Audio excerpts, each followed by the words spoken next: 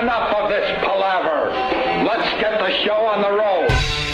And we're off. Good morning. Welcome to the Opie and Anthony Show.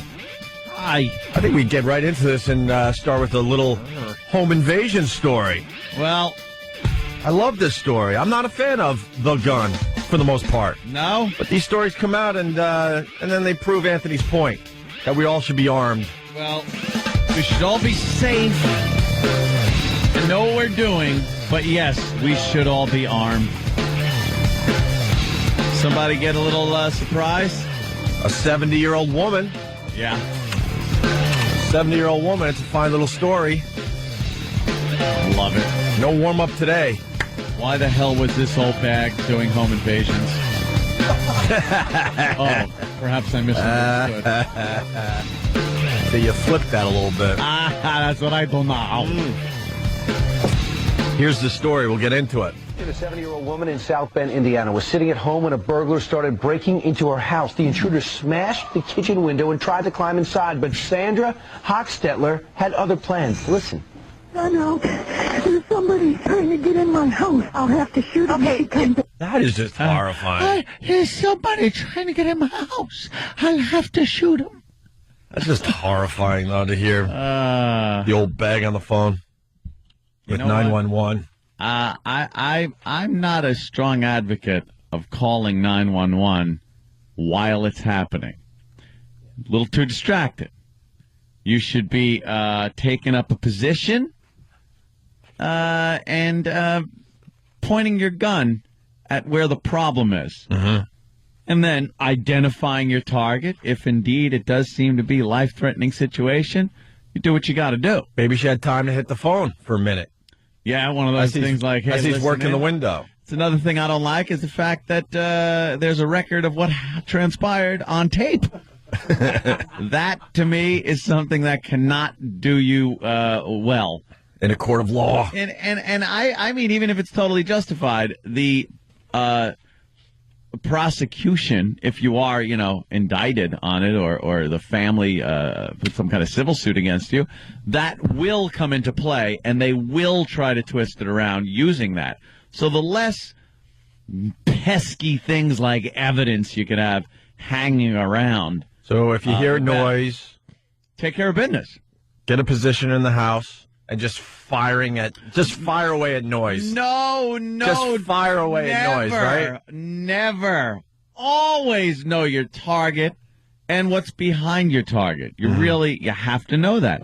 But the bottom line there is you're in a bad situation. Don't be taking time up that could cost you your life by distracting yourself with other things. Protect yourself, defend yourself. Then, call the authorities to mop up. All right, let's take a listen to this. Call the mop-up crew. Mm-hmm. Call the wolf. A 70-year-old woman in South Bend, Indiana, was sitting at home when a burglar started breaking into her house. The intruder smashed the kitchen window and tried to climb inside, but Sandra Hochstetler had other plans. Listen. No, there's somebody trying to get in my house. I'll have to shoot him if he comes in. I've got this poor man. He's scared to death. If he moves, I will have to kill him. And I don't want to have to kill anybody. But I will. Oh, wow. So wait, the guy was there? I think she already had the guy. And then with one hand was able to... Gotcha. This woman knows how to work a gun and a phone at the same time. Multitasking, this old broad. Listen to her, though. This poor man. Right. I have him here. This poor man. Man. Yeah. God only knows what he would have done to you if you weren't armed. I think you got to shoot. Poor man. Because you don't want to wonder, like, down the road if that person is out and about again. Yeah. And angry at you because you were the one that was, responsible for his jailing. Well, perhaps she felt she had control of the situation. Deadly force wasn't needed. That's why I can't have a gun. She, called up the authorities. I'll give her that then. That's why you do have to be a responsible gun owner, and that's why I can never have a gun, because if I'm going to have one, I certainly would use it. Just shoot through doors? Well... Are you a shoot through a door guy? Hello? No. Blam. Shoot through. Many UPS guys just dropping in front of Opie's place. I would have to shoot, though. Guys in my house, I got the gun, I'm shooting. At least shooting at his legs. I think you got Is it easy to shoot his legs? You're never supposed to just try to shoot out legs. That's the thing. Well, I just want Center to mass. make a point. Center Well, mass. I don't know if I want to shoot to kill, but I would definitely shoot. You got to shoot to kill. If you're shooting, Shoot to kill. you shoot to kill. All right. But the thing is, she seemed to have this situation at hand. You got to get your book of cool things to say to, maybe get control of the situation. I'll just rent some Clint Eastwood movies. Yeah, rent Clint Eastwood movies. Don't go with the obvious ones. Die Hard, things Hard like could be that. good. And just come out with a line and see if they stop. And lay down on the floor for you to call the authorities. Should everyone have that line? Yeah, have the line. Do you have one? I don't have one yet, but now I'm going to have to get one. Well, I think the listeners could help you with your line. What do we call it? I don't think we could say it on the air, though. Well, obviously. Oh. Let's make believe you're not one of those. Oh. I meant to curse. 877-212-0-and-A. Maybe we could come up with, what is it called, though? Your catchphrase before you shoot? Yes, Could be a nice little phone bit for Yeah. everybody today. Just Anthony needs a before- catchphrase before he shoots. just before you shoot. It's the last-ditch effort line before you have to shoot. Yeah. That might get this guy to lay down, to throw down his weapon, to just kind of sit still and while you hold a gun on him until the police show up. Right. That's the line. All right. Here's the second part of the story. I know. A police officer friend does have a good one for the taser. Yeah, what is it? It's when the red dot goes on the person. It's get on the ground. You're 3 seconds away from becoming a YouTube video. Oh, that's beautiful. I don't think the listener's going to beat that. And they do get on the ground. Of a lot course the they time. do. Of course. So then he came, next thing we heard was a huge crash, and he crashed through a double-hung window, and it all came flying into the house. Obviously, after the incident, the news got a hold of her, and this is her just retelling the story. My. And it all came flying into the house, so I had to confront him in the kitchen. Yep, and we heard what you said. And how did you do that? You put the gun up and you told him? Yes, I told him to stop, and I told him to get down. Would you have shot him? Well, yes, I'm afraid so. Yeah. Well, she's admitting it, though. Most of you gun owners won't admit to any news authority that you would have actually shot. Well, No, I'm a responsible gun owner. I had the situation under control. I guess he was, saying if hypothetically the guy had continued his attack on her, then yeah, you got to do what you got to do to protect yourself. Let's say hi to Don the trucker. Don, Good morning, gentlemen. how are you, Don? What are you hauling? We like starting with that. Ooh, Domino's Sugar. Domino's Sugar today. sweet load. Yeah. Yeah. Ah. Well, here's my line. Sounds like there's one less cat remover on the streets today. Oh, well, we have no idea. She's a hat remover. Right. Oh, Hat I thought he said cat remover. I'm like, what does that mean? Yeah. That would be silly for an old bag to wear a cat on her head. I said hat.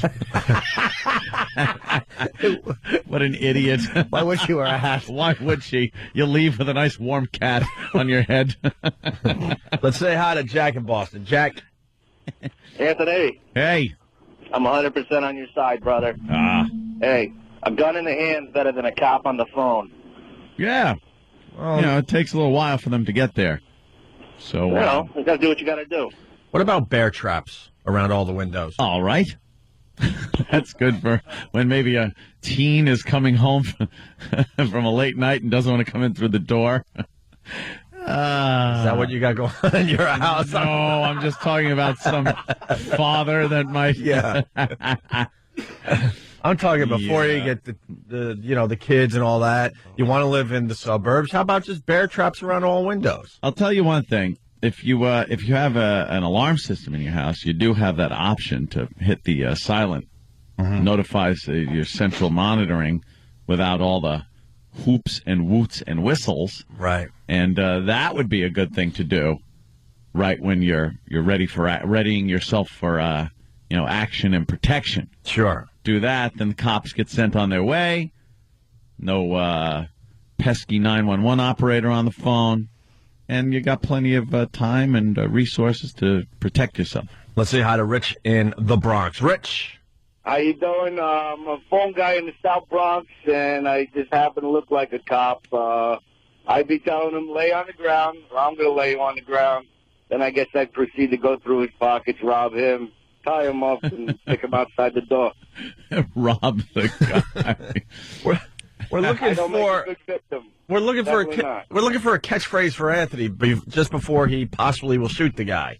Kind of like, Lay you on the gotta. ground before I lay you on This the is ground. the line not before you shoot him. Right. It's not the line before you shoot him. It's the line to keep from having to shoot him. Right. The line that I makes hate- him lay down and stop what he's doing. But it also could be the line before you shoot if they're not listening to you after that. Hey, Well, let what's us- up? let's I get- just want to be your friend. Let's play Twister. Lay down. All right, let me go to Chris in Jersey. Chris, the guy's trying to work his lay down line. It's not working. Little Jimmy this Saturday in the Borgata. I can't wait to see you, little Jimmy. No, actually, the big thing is Sunday. Tickets still available for the Yeah. Sunday show. Who cares about Saturday? Those shows are bust already. Yeah, those are the practice shows. The big show is Sunday.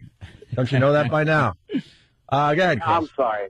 Yeah, basically, I realize this thing is about Anthony, but if Opie had a gun and he said, good luck, bro, I'm sure all criminals would get right to the ground. Good luck, bro. See, now I need a gun just so I could use the good luck, bro. Good luck, bro. I like that. I a like little that. vague. It's a little vague, but Well, it might work. it might work, sure. Let's say hi to Keith in Maryland. Keith, Hey, good morning, guys. good morning, Keith. Hey, Anthony, you could say, hey, buddy, you picked the wrong house on the right day. Oof, a little hacky, I'm thinking. Yeah, a very little douchey. hacky. It's a little wordy. How about this? How about this? I Do don't you know think who I you're am? getting You see capitulation. my name on my hood? All right, it might be too early to do a little audience participation here. The best one I heard was in Vice Squad. It was a black female cop, and it was so over the top. But she had some criminal pegged, and she said, "Blink your eyes, mother effer, and you die in the dark." And I thought that was There you go. what a great thing to say to somebody. No Bones in PA writes, Ant's line would probably be, all right. Let's say hi to Tim in Wisconsin. Tim? Well, Yeah, you there? Yeah, go ahead, hey, Tim. Anthony got, what was it there? I think it was Mel Gibson in Lethal Weapon tells the guy, you effed up now, Hamlet. You kind of verbally tell him that he made a mistake before that muzzle flash drives the point home. So basically, you realized that your line stunk as you were saying it, and at the end you went, "You have to very just kind of warn him, man." yeah. Boo. Hugh Junit says he used to be a police officer. The line we were taught. Can we hang up on that guy? He is the worst. Isn't he? Oh, God. It What's going on was back there? horrid. Line we were taught was any move you make will be considered a threat and you will die. Do you understand? Yes. That's a good one. Let's go to Bill. Bill. Oh, Bill. Hey, boys. Good morning, Bill. How you doing? Hi, Bill. Hi, Bill. We're in the middle of trying to rock the radio show here. Let's go. Yippee-ki-yay, Mr. Falcon. Linger longer. Mr. Falcon. That's awful. All right, we're going to take a quick break. Trying to figure out Ant's catchphrase just before he might shoot an intruder in a home invasion.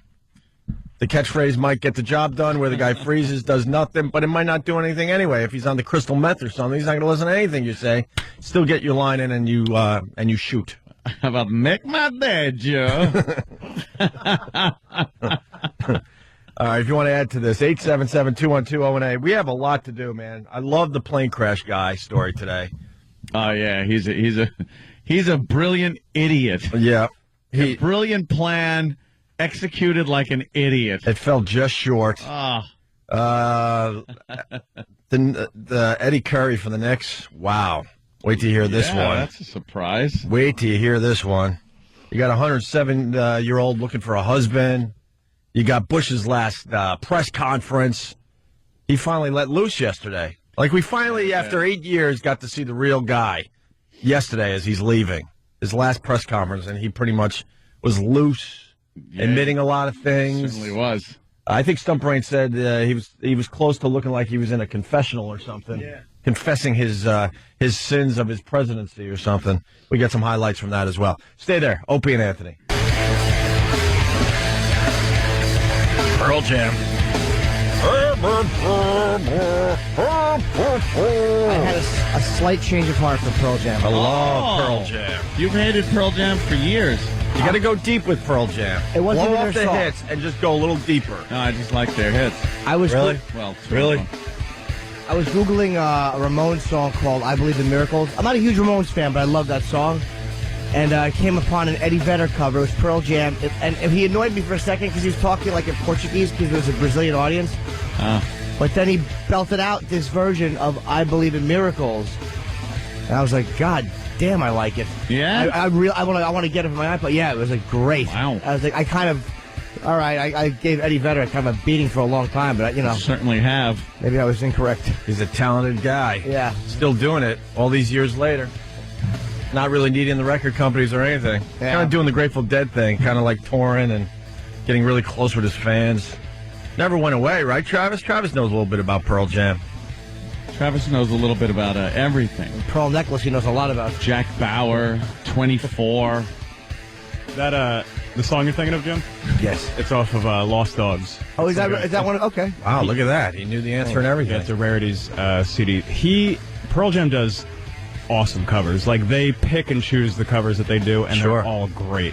Their cover of the Who's Bob O'Reilly is probably my favorite cover. Yeah, I like that one. Yeah, That's pretty good. fantastic. Definitely. And a lot of people think Pearl Jam went away, but they never went away. They No. sell out wherever they go. They still They sell don't really out need 2 or record 3 nights at companies the Garden in a anymore. row, yeah. They kind of put out their own stuff now, right? They encourage the fans to tape all the shows. Sort of like a Grateful Dead thing. Everything's like I said. released live. Yeah. It's 20-year anniversary next year. God, 20 years. 877-212-0NA. Thanks, Travis. What are you having, a girl? Yes. I get updates on message boards. Why would you bring it to the actual radio show, you dummy? I was going to tell you all today. An email is so impersonal. And, I saw it on Facebook already. Yeah. You put it on Facebook, and then, everything's so impersonal these days. What does she do? End of June. Oh, that's cool, man. June 29th. What are you going to call her? We don't know yet. We have That's a an odd list name. of names. No. Oh. Not going to be that. I thought, gee, that would have been silly. That would be awkward in school. Yeah, we'll figure We it out. don't know yet. We don't know yet. We don't know yet. Give her some kind of like a French-sounding name, like call her 24, but TWENTI-FOR. It will sound kind of like You're not still watching that 24, are Jackie you? Bauer. yeah. I would love that. Yes, That of would be course I'm nice. still watching. Why would you? It was fun for the first year or two. Jacqueline Bauer. I may have suggested that, and someone may have looked at me like I was crazy. Why are you still watching 24? Because it's great. It's impossible for all that stuff to happen in 24 hours. It's television. it's not a reality show. It was fantastic last night. Yeah. Was it good? I hear the new season's supposed to be pretty good. I hope Getting it good is. reviews. I hope it is, because last season was a disappointment. Yeah. But, yeah, they seem to, they had 2 years to, think about it, because it wasn't on last year. But, yeah, last year was... They just took a year off. Yeah, well, they had Was he in filmed... jail or something? No. He does tend to get a little drunk and throw himself into Christmas trees. You've seen that clip. Burn his own action figure. Yes, burn his own They action actually- figure prototype. They actually take 364 days off.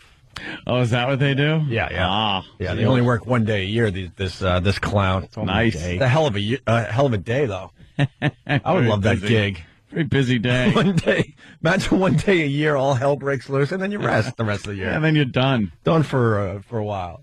Yeah. I saw the announcement there on Facebook, and of course, I'm very new to Facebook. You're all about Facebook. I had to get. First of all, my sister gets me, and she's like, "Where's your Facebook?"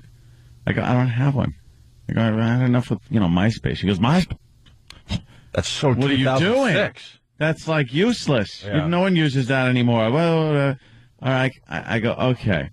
And then I realized I had to sign onto it and get an account and do that, because I then had to write letters to the 15 other Anthony Cumias that were being imposters of me. And say, beat it, stupid. Yeah, and say, there's a new sheriff in town.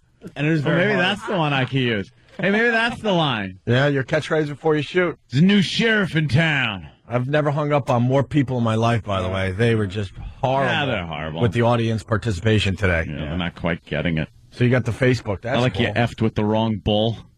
That's a good one. That's American History X. Yeah, that's a with good the wrong one. bull. Yeah.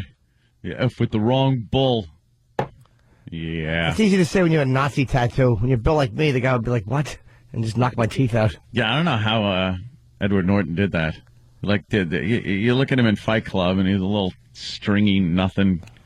And then he totally buffed up, got the Nazi tattoo, and then the next movie, he's a string bean again. Back to soft. Steroids. Hey, you got to think these guys would, dip into the steroids to get their Hollywood bodies. Nah. You got to think they're doing that. I think they just, You can't. there's We don't certain know, actors- but I think there's certain actors that just so get into the role. He seems like one of those guys that would immerse himself into a role. yeah. Well, he picks and chooses very carefully. Yeah, well, a couple of movies. Who's the new James Bond? Oh, yeah. Daniel Craig, Daniel whatever. Craig. Yeah, they had a picture of him like getting out of the ocean. Like it was one of the sites that I don't know which one, so I can't give credit.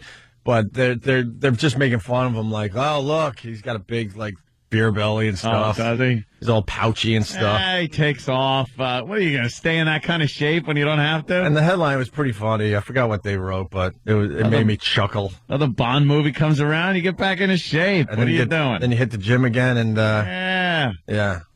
Knock yourself back in shape. Maybe I should watch this 24 because What's the matter with you? I'm trying to find new TV shows. I really am.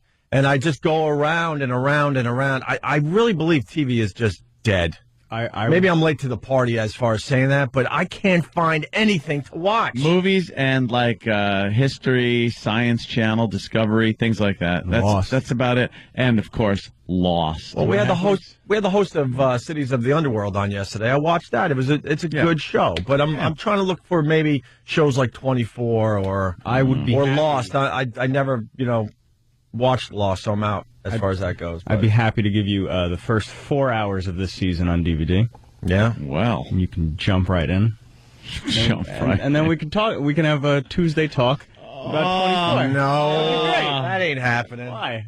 24 talk. That ain't happening. Why? We always have our discussions about Lost, and now I can Well. have discussions about 24 with Opie. No. Right. No. No? All right.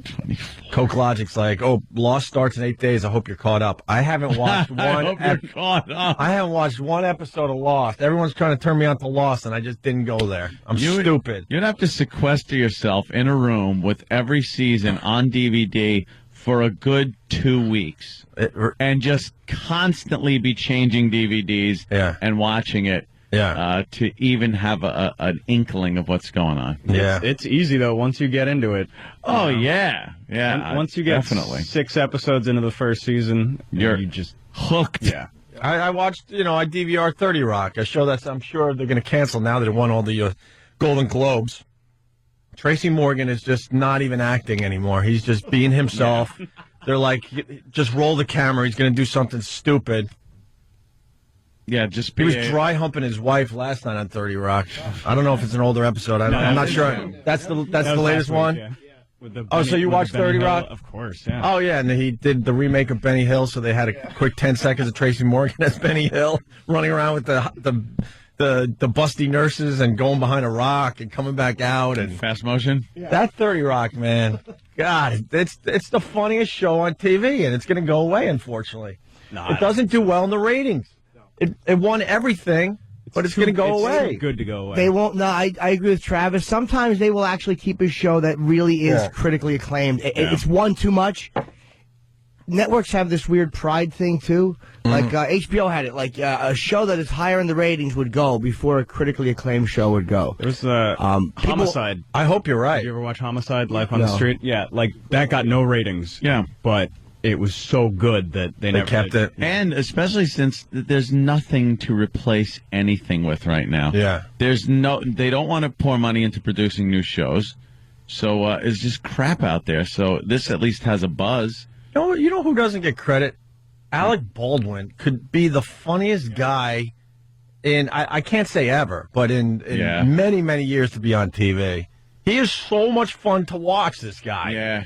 He's so dry, so funny, a great actor. Yeah, he's always been funny, though. Like, I know that, but he doesn't really get that. SNL, he had some great. He doesn't get that critical acclaim like others do, though. I know he's really famous and all that, but he is so effing funny. That phone call was a scream. To know that's the same guy, that's what makes it even better. You know what's got me, and it got me last night. I was going to sleep, so I throw on, of course, a movie I've seen 1,000 times, rolling around the channels, and I have it on DVD and everything. Gladiator, great movie. I don't have to pay attention. I could go to sleep. Why in God's name? I can understand if it's on TBS or some other just regular channel, but it was on HBO. It was on one of the HBOs with the bars on the side. Right. So it's regular TV sized. Right. And it's like, why in this day and age when most people who have cable at least have a widescreen television? Yeah. They have a television made for widescreen movies. When you go over someone's house and you see the old school TV, it looks foreign to you now, right? It's dumb. Yeah, and it's not a money thing. Everyone's got the letterbox or whatever you want to call it. At this point, let them watch it letterboxed on their square television and show everything widescreen. How do you show an award-winning Best Picture, Best Actor movie like Gladiator, Ridley Scott, for God's sake, and not show it widescreen? It was one of the HD channels? No, I'm not even saying it's an HD channel. It wasn't on an HD channel. I looked. It was on HBO, which is a cable outlet. But show it at widescreen. Show the goddamn thing widescreen. You make a great Why point, the man. hell? Why should people with widescreen and cable watching a movie like that have to watch it with the black bars on the side instead of somebody with an old-fashioned television watch it in letterbox? They used to just letterbox it. Remember that? Yeah. And it would be annoying because you're like, I'm not seeing all the screen. Yeah. Top and bottom of my screen is black, and I can't. Blah, let blah, the blah. people with that regular TVs watch it that way, and let me watch it in the glory it is supposed to be shown. I agree with you, man. Even when they letterbox them now, there's still like a black bar on the bottom and the top. It's like, my TV is shaped like a rectangle. Why isn't the letterbox just taking up the whole TV? Oh, well, because some movies are made a lot wider screen than your TV dimensions. Yeah, the aspect Your TV ratio, is yeah. 16:9, and some of the movies go ridiculous widescreen. So there's going to be a border at the top and bottom. I don't mind the border at the top and the bottom. Right. I mind a square picture, whatever that is, 2:3, sitting there in the middle of my widescreen television. And I don't want to put it on stretch because that's silly. Everyone's arm gets fat when they go over the side. They got Popeye arms. Let's speed up the technology. Let's go. Come on. There's Let's no go. reason. Life is flying by here. Any cable outlets like HBO, Showtime, Cinemax, any of those should be showing any movies unless they're in the widescreen format. You know, I was reading an article on 3D technology, and they're ready to go all in Hollywood. Like, they figured out this 3D thing where they want to make it in all movies, Really? not just animations. And we're at a kind of a critical time because the amount of money that it would take to change these theaters over so you can watch this stuff might kill the technology before it could even be used. And there's a lot of like Cameron, James Cameron, Titanic guy. Yeah, him and a bunch of the other heavyweights are all behind this. But they're like, the movie theaters themselves might kill this technology, and they said it would be a complete shame. Wait, 3D? 3D, man. Huh? He's in every movie. Yeah. that James Cameron makes. I don't know. He's got nude pictures of him or something. Who knows? Finger of God. But it's the technology. It's like, let's go with the technology. We want to see new cool stuff. Let's go. 3D thing would be good with certain movies. Other ones, though, just distracting. No, I have to find the article again. I didn't even think we were talking about this today, but it was more than just a distraction because it was a cool thing just to do. But now they're using it in such a way where it will certainly enhance your movie viewing experience. Yeah. It's like Honey, I Shrunk the Audience. No. No. What movie It's was like it? Captain EO. What was the movie we went and saw? Was it Superman where everything was floating in front of you as you're trying to enjoy the movie? Friday the 13th 3. I saw in 3D. Yeah. 3D. All of a sudden Jaws 3D. All of a sudden you're reaching out for stuff. That's a distraction. They're saying this is a much different. More like you're immersed in the movie. Maybe Yes, a little yes.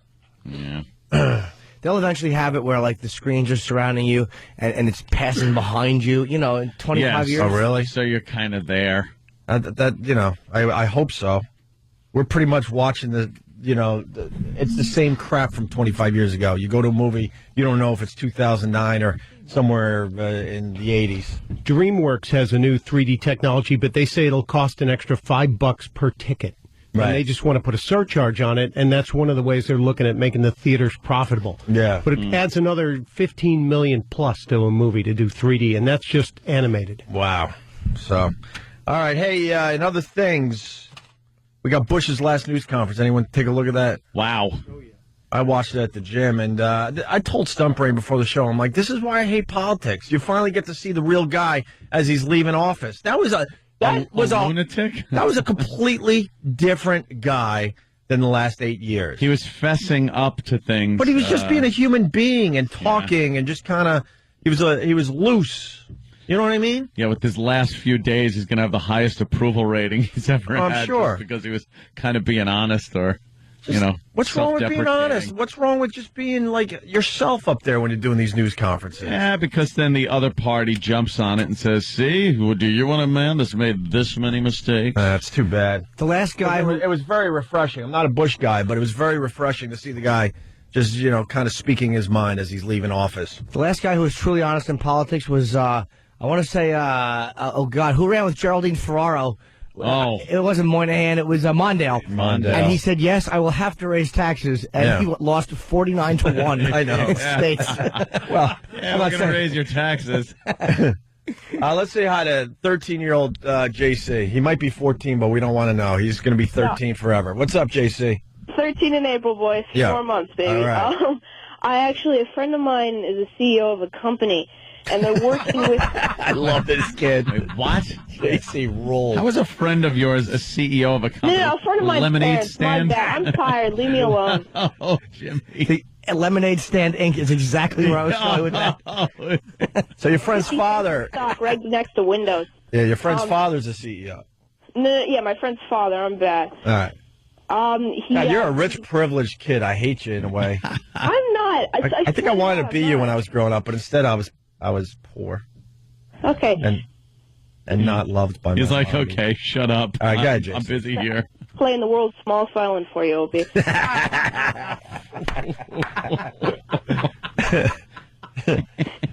You little Okay. effer. Anyways, thank you. Once again, I give so much to the show, and you still just call me an effer and an ass. He's so right. Yeah, you're right. What can I tell you? First off, the bit that Kosher Dave did was amazing. Anyways. Wait, which bit? Are you being sarcastic? Because he sucked on our show yesterday. It was so funny. My dad and I had to pull over on the road. We were laughing, so. Well, when we put the liquid A on him? Yeah. Okay, good. Yeah, well, we ruined that because we had Dave on yesterday for a half hour. It's probably the worst radio we've done in 2 months. Thanks, David. Wonderful. You screwed up the show, David. Yeah. All right, go ahead, Thank JC. you. Okay, they make these TVs that it's the way you perceive it. It's actually 3D most of the movie, and they're working on getting one of these into the Super Bowl stadium maybe for next year, I think. Yeah, it's a technology where you don't have to wear the dumb, stupid paper glasses and stuff. Yeah, they make you look like a Martian. It's like red and blue and. Yeah. Yeah, or they put polarizing lenses on either eye, and no, it's they do it completely like Disney. different than all that. They're advancing this technology. I don't have time to read all this. Well, I think that's the article you were mentioning. Was it in the New York Times? Yes, Mhm. it was. See? You sure it wasn't a placemat? I knew you were going to go there, but I remember this one. It was the New York Times. It was yesterday in the business section, my friend. Best story, by the way, in the last 2 years is when you came in and you said, my girl pointed out that it was a placemat. A placemat at a diner. And he had said, that's the story I read in the New York Times. Couldn't. It's perfect. It's the best conclusion ever to a story. No, I was reading the business section. Opposite ends of the spectrum on like literature or what am I trying to get? News? Well, it's just either the Wall Street Journal or a placemat. Something with right next to what you read was a little maze. That you fill out with a crayon. Those mazes are very easy. I got that knocked. All right, JC, thank you. See you later, boys. All right, JC. Talk to you later, I For the guess. people that need to know more, Hollywood finds headaches in its big bet on 3D. So it's a very different 3D technology than we all know. And I was going to say not love. I don't love it. The other thing in the business section of the Times yesterday, I'll tell you this much. You know the whole music downloading with iTunes? Yes. Some people are saying that they should be doing that with movies. No. Prostitutes. No. Any other guesses? Because it works so well for the music industry. It actually saved the music industry. Yes, it did. Yeah. They said something like a couple billion downloads alone last year at 99 cents a pop, making the music companies some money when they thought they were dead in the water. Yeah. So somebody in this article said they should be doing it with blank as well to save this industry. Scarves. What did you say? Cars. I said scarves. All right. Oh, that sounded almost the same. Yeah. Is it something entertainment? In a way, I guess. Books? Not books. Oh. Although they got that book thing figured out. The Kindle? Yeah. The Kindle. I'm getting that. Cool. Where you, like, it's the thing, you download the book and then you can flip it like this, like your iPhone, from page to page. Yeah. I'm getting one of those. Yeah. Yeah, I kind of like that. The first ones that came out a couple years ago were way too big. It was almost like carrying a laptop around. But this thing is nice and small. You download your book, and you can actually feel like you're flipping pages. I like that, too. I got one downloads books, and then it shows pictures of them and sound. Yeah, I know. You read the book that way. You're not a big reader. By watching it and listening to it. It's weird you're not a big reader because you're very knowledgeable. I read things like Popular Mechanics and NRA magazines. Yeah. And other periodicals more than novels. Well, they're suggesting, the iTunes music download thing, they should do it with news. News? News. Don't they? Oh, you mean on a paying basis? Yes. And when I read that, and it scared me, because eventually you're not going to be able to do anything on the internet for free. You know that, right? But the thing is, let's take a site like Drudge. Right. It gets a lot of hits on a daily basis. A lot of people get their news from Drudge. Right. Drudge makes money off of advertising. Right. They're saying the advertising a lot of hits is not keeping up. Really? Yes. Because the New York Times and all these papers are trying to go online to try to get the advertising to keep them, in business. So someone's suggesting maybe you should be, downloading your news for a fee. That's crazy. Well, I don't think it's that crazy. What would it be? I download a story at a time for 99 cents? Look, dude, I only read the first two paragraphs. Oh, okay. You get everything you need in the first two paragraphs. The rest is just fluff. There might have been something cool later on in the article. When, how? Yeah, they give it all to you in the first two articles. Yeah. Yeah. I mean, first two paragraphs. I don't see how that works. Well, there was a time when, people would say, wait, I'm going to have to pay to download my music on the internet? You're crazy. Yeah, the thing is, guess what? You can't touch music without paying for it now online. I'm still listening to songs that I downloaded years ago and paid for. You're not going to be like, hey, dude, let me check out this news story I understand. from a year and a half ago. It's not something that's keepable. I understand, but these perishable. But these papers are bankrupt. Yeah, it's their problem. They're going to have to figure something out. In a couple of years, we're not going to have newspapers. We're not going to have newsstands, man. No. No way. Be wearing Mylar clothes. No, I'm serious. Cars. Newspapers are going to go away. They're going bankrupt now. Yeah. Yeah. New York Times, one of the biggest papers.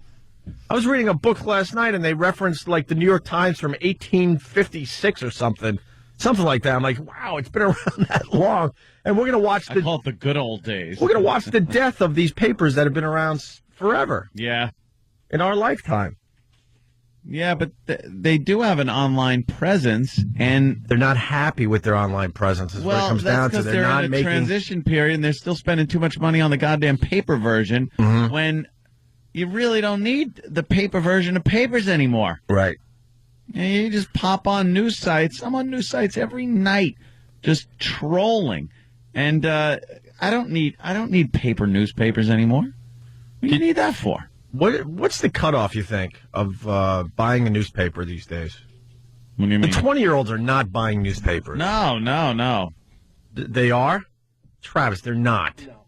Well, you buy a paper because you're part of a radio show. Stupid business. You dummy. I'm talking about the average person walking around. If you're in your 20s, I don't think you're walking up to a newsstand and buying newspapers. Something's got to go under your piddling dog, Dexter. Yeah, you're probably not getting all your info online. What's the cutoff age, you think? I would say 23. People in their 30s still buying newspapers as they're going to work? Yeah. It's a ritual.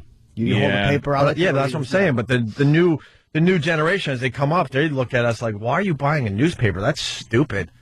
Everything I need, I just get online. Like if you're a guy in the trades and you're on job sites, you're not there with a laptop and you don't bring your computer to work with you. Right. So if you're sitting there with your cup of coffee during a break or lunch, you're grabbing a newspaper. Yeah. I don't know. There are a lot of other jobs where people sit in front of computers all day. They don't need newspapers.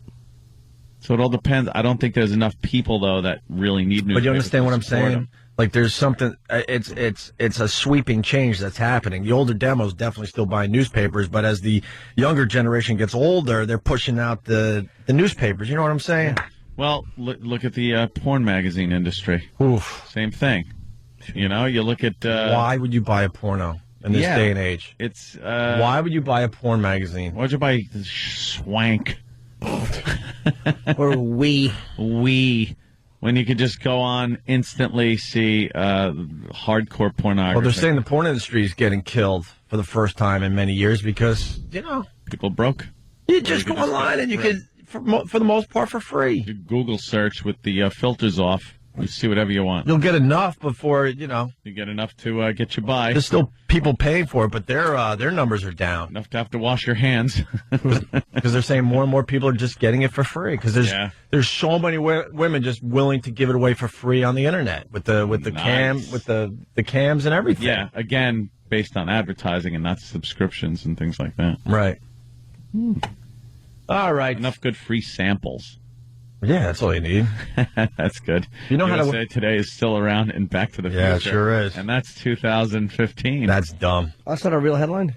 No, of course not. That's Hoverboard Rampage destroys courthouse? Yes. Griff Tannen. No. Griff Tannen is...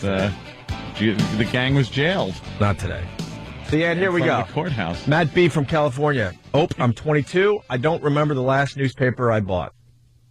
Yeah. Yeah, I think it's... Maybe he's just an idiot. Huh? No, these kids, they're online. Everything they need. Today. Everything. Maybe he has a goldfish thing, and he bought it 8 seconds ago and doesn't remember it. And he's getting another one, and he goes, you know what? I don't remember what I just sent you. I don't think they're buying magazines. I don't think they're buying newspapers.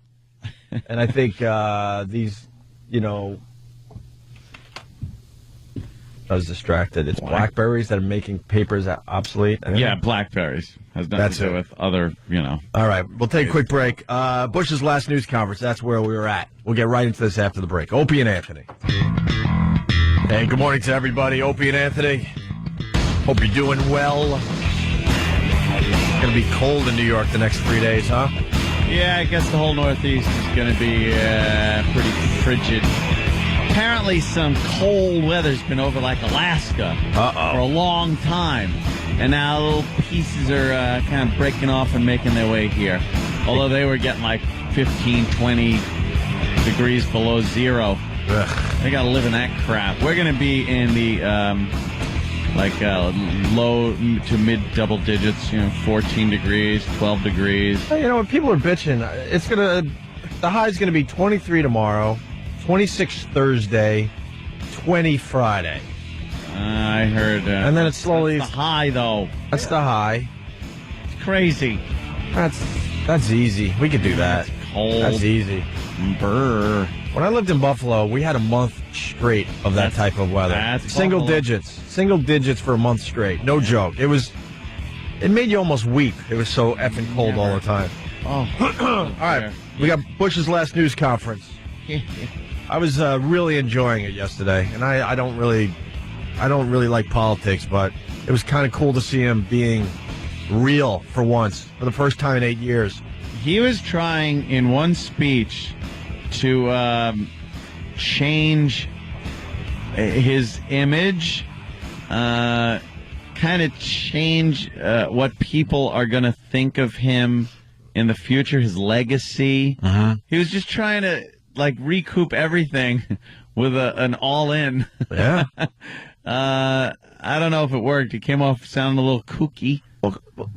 You think? Yeah, he came off sounding pretty kooky. He was getting a lot off his chest. Yeah, that's what it was. Whatever. I don't know if it was cathartic for him or if it was calculated. I think he's trying to get it all out there because starting next week, all the cameras go off. Yeah, it's a lot harder to just get the press together and go, hey, I got something to say. Then Well, he's the good for you, but ex-president, and he doesn't even have a pain in the ass Budinsky wife that's going to keep him in the news like Hillary. No, he's going to disappear, this guy. You're not going to hear from Bush for the most part for the next few years. He said that. He said, starting Wednesday, I'm going away. I've had my time in the Kliegelites. I'm out of here. He's going to be like Lyndon B. Johnson. That's right. All of a sudden, there's going to be a picture that shows up. He's going to have one of those long beards. Ain't seen Johnson in a while. Where's he been? Dead, yeah. Oh, is he? Yeah. Lyndon Johnson's not dead. You kidding? Here's Bush. Let's get into it. Talks about his biggest mistake while in office. I have often said that history will look back and determine that which could have been done better or, mistakes I made. Clearly, putting a mission accomplished on an aircraft carrier was a mistake. It sent the wrong message. We were trying to say something differently, but nevertheless, it conveyed a different message. Obviously, some of my rhetoric has been a mistake. He's like, things I've said, things I've done, things I backed. Yeah. Mistake. Why couldn't he come out and say, wow, I probably shouldn't have said that on the aircraft? Why couldn't he say that a year ago or something? This is why his popularity has been in the crapper for so long, and even his staunch supporters started not supporting him because he wasn't calling himself and his staff out on things like this. And he would make these errors, and then instead of just fessing up and saying, yeah, that kind of was a bad move, we're going to move on from this, he would just not talk about it, cover it up, have his staff try to cover it up with more crap. And now he decides to get in front of that podium and or behind it. In front of it would look silly. and just start getting it all off his chest. Yeah. Let's say hi to Greg. Greg? Hi. Hi. He's on his delusional tour. He hasn't said anything truthful. He really believes that everything that he's done was great. All I know is we can't wait for him to leave. Well, not much longer, and then, another... Opie, I believe Opie is very intelligent, but he seems to only look right at the surface. You really think he was telling any truth there? Dude, the thing is, I don't know what it was, to be honest with you. I mean, I think I don't know. I don't know how to answer that, I guess. It was one of two things. He was doing it to try to make himself feel better after all these years of just not telling the truth, or he was doing it to try to save his legacy in one move. That's how I saw it. It's one of the two things. You'll never know. You think he was being dishonest? You think that he didn't believe what he was saying yesterday, Greg? About what? About all the mistakes he made. Yeah, just for example, the first clip we played Honestly, was he being honest there, or maybe saying what he thinks people want to hear? Honestly, I don't believe that he believes that he made any mistakes. I think he's just saying what he thinks the public wants to hear at this point. And he wasn't wrong about the mission accomplished. He accomplished the mission of getting us into war with Iraq. That was the mission. Yeah, but I don't think that's what the mission accomplished. The mission accomplished banner was the overthrowing of the Saddam regime. And when that happened, even though there were many insurgents and there was a long way to go and we're still there, that's the way they spun it, was mission was accomplished. He was out of power. The United States was running things. And I don't think they foresaw the length of time and the tenacity of these insurgents. That was a mistake. You shouldn't declare yourself a victor when you're still fighting. In the interest of his family, mission accomplished. Well, he was taking care of accomplished. He was taking care of his pops and went, oh wait, as far as the country goes, I guess we're just beginning this, but for me and my family, mission accomplished. But this is what we talk about around Thanksgiving. Yeah, I'm not saying anything that they didn't say. This is how they spun it when they were criticized on that. They spun it exactly the way I just said it. So now he's saying it was a mistake.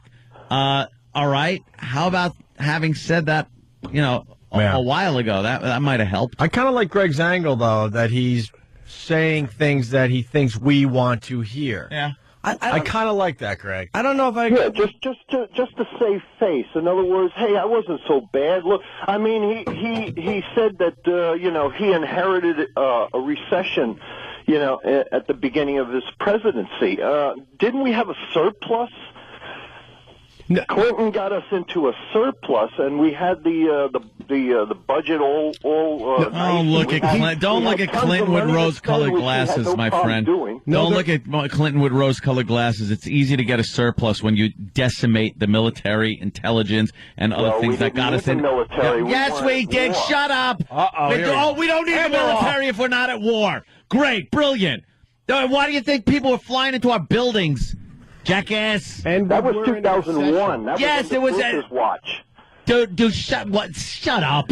You don't think there was a surplus because Clinton decimated everything that made this country strong and kept us out of trouble. Well, now Bush decimated us. He completely wiped out the whole economy.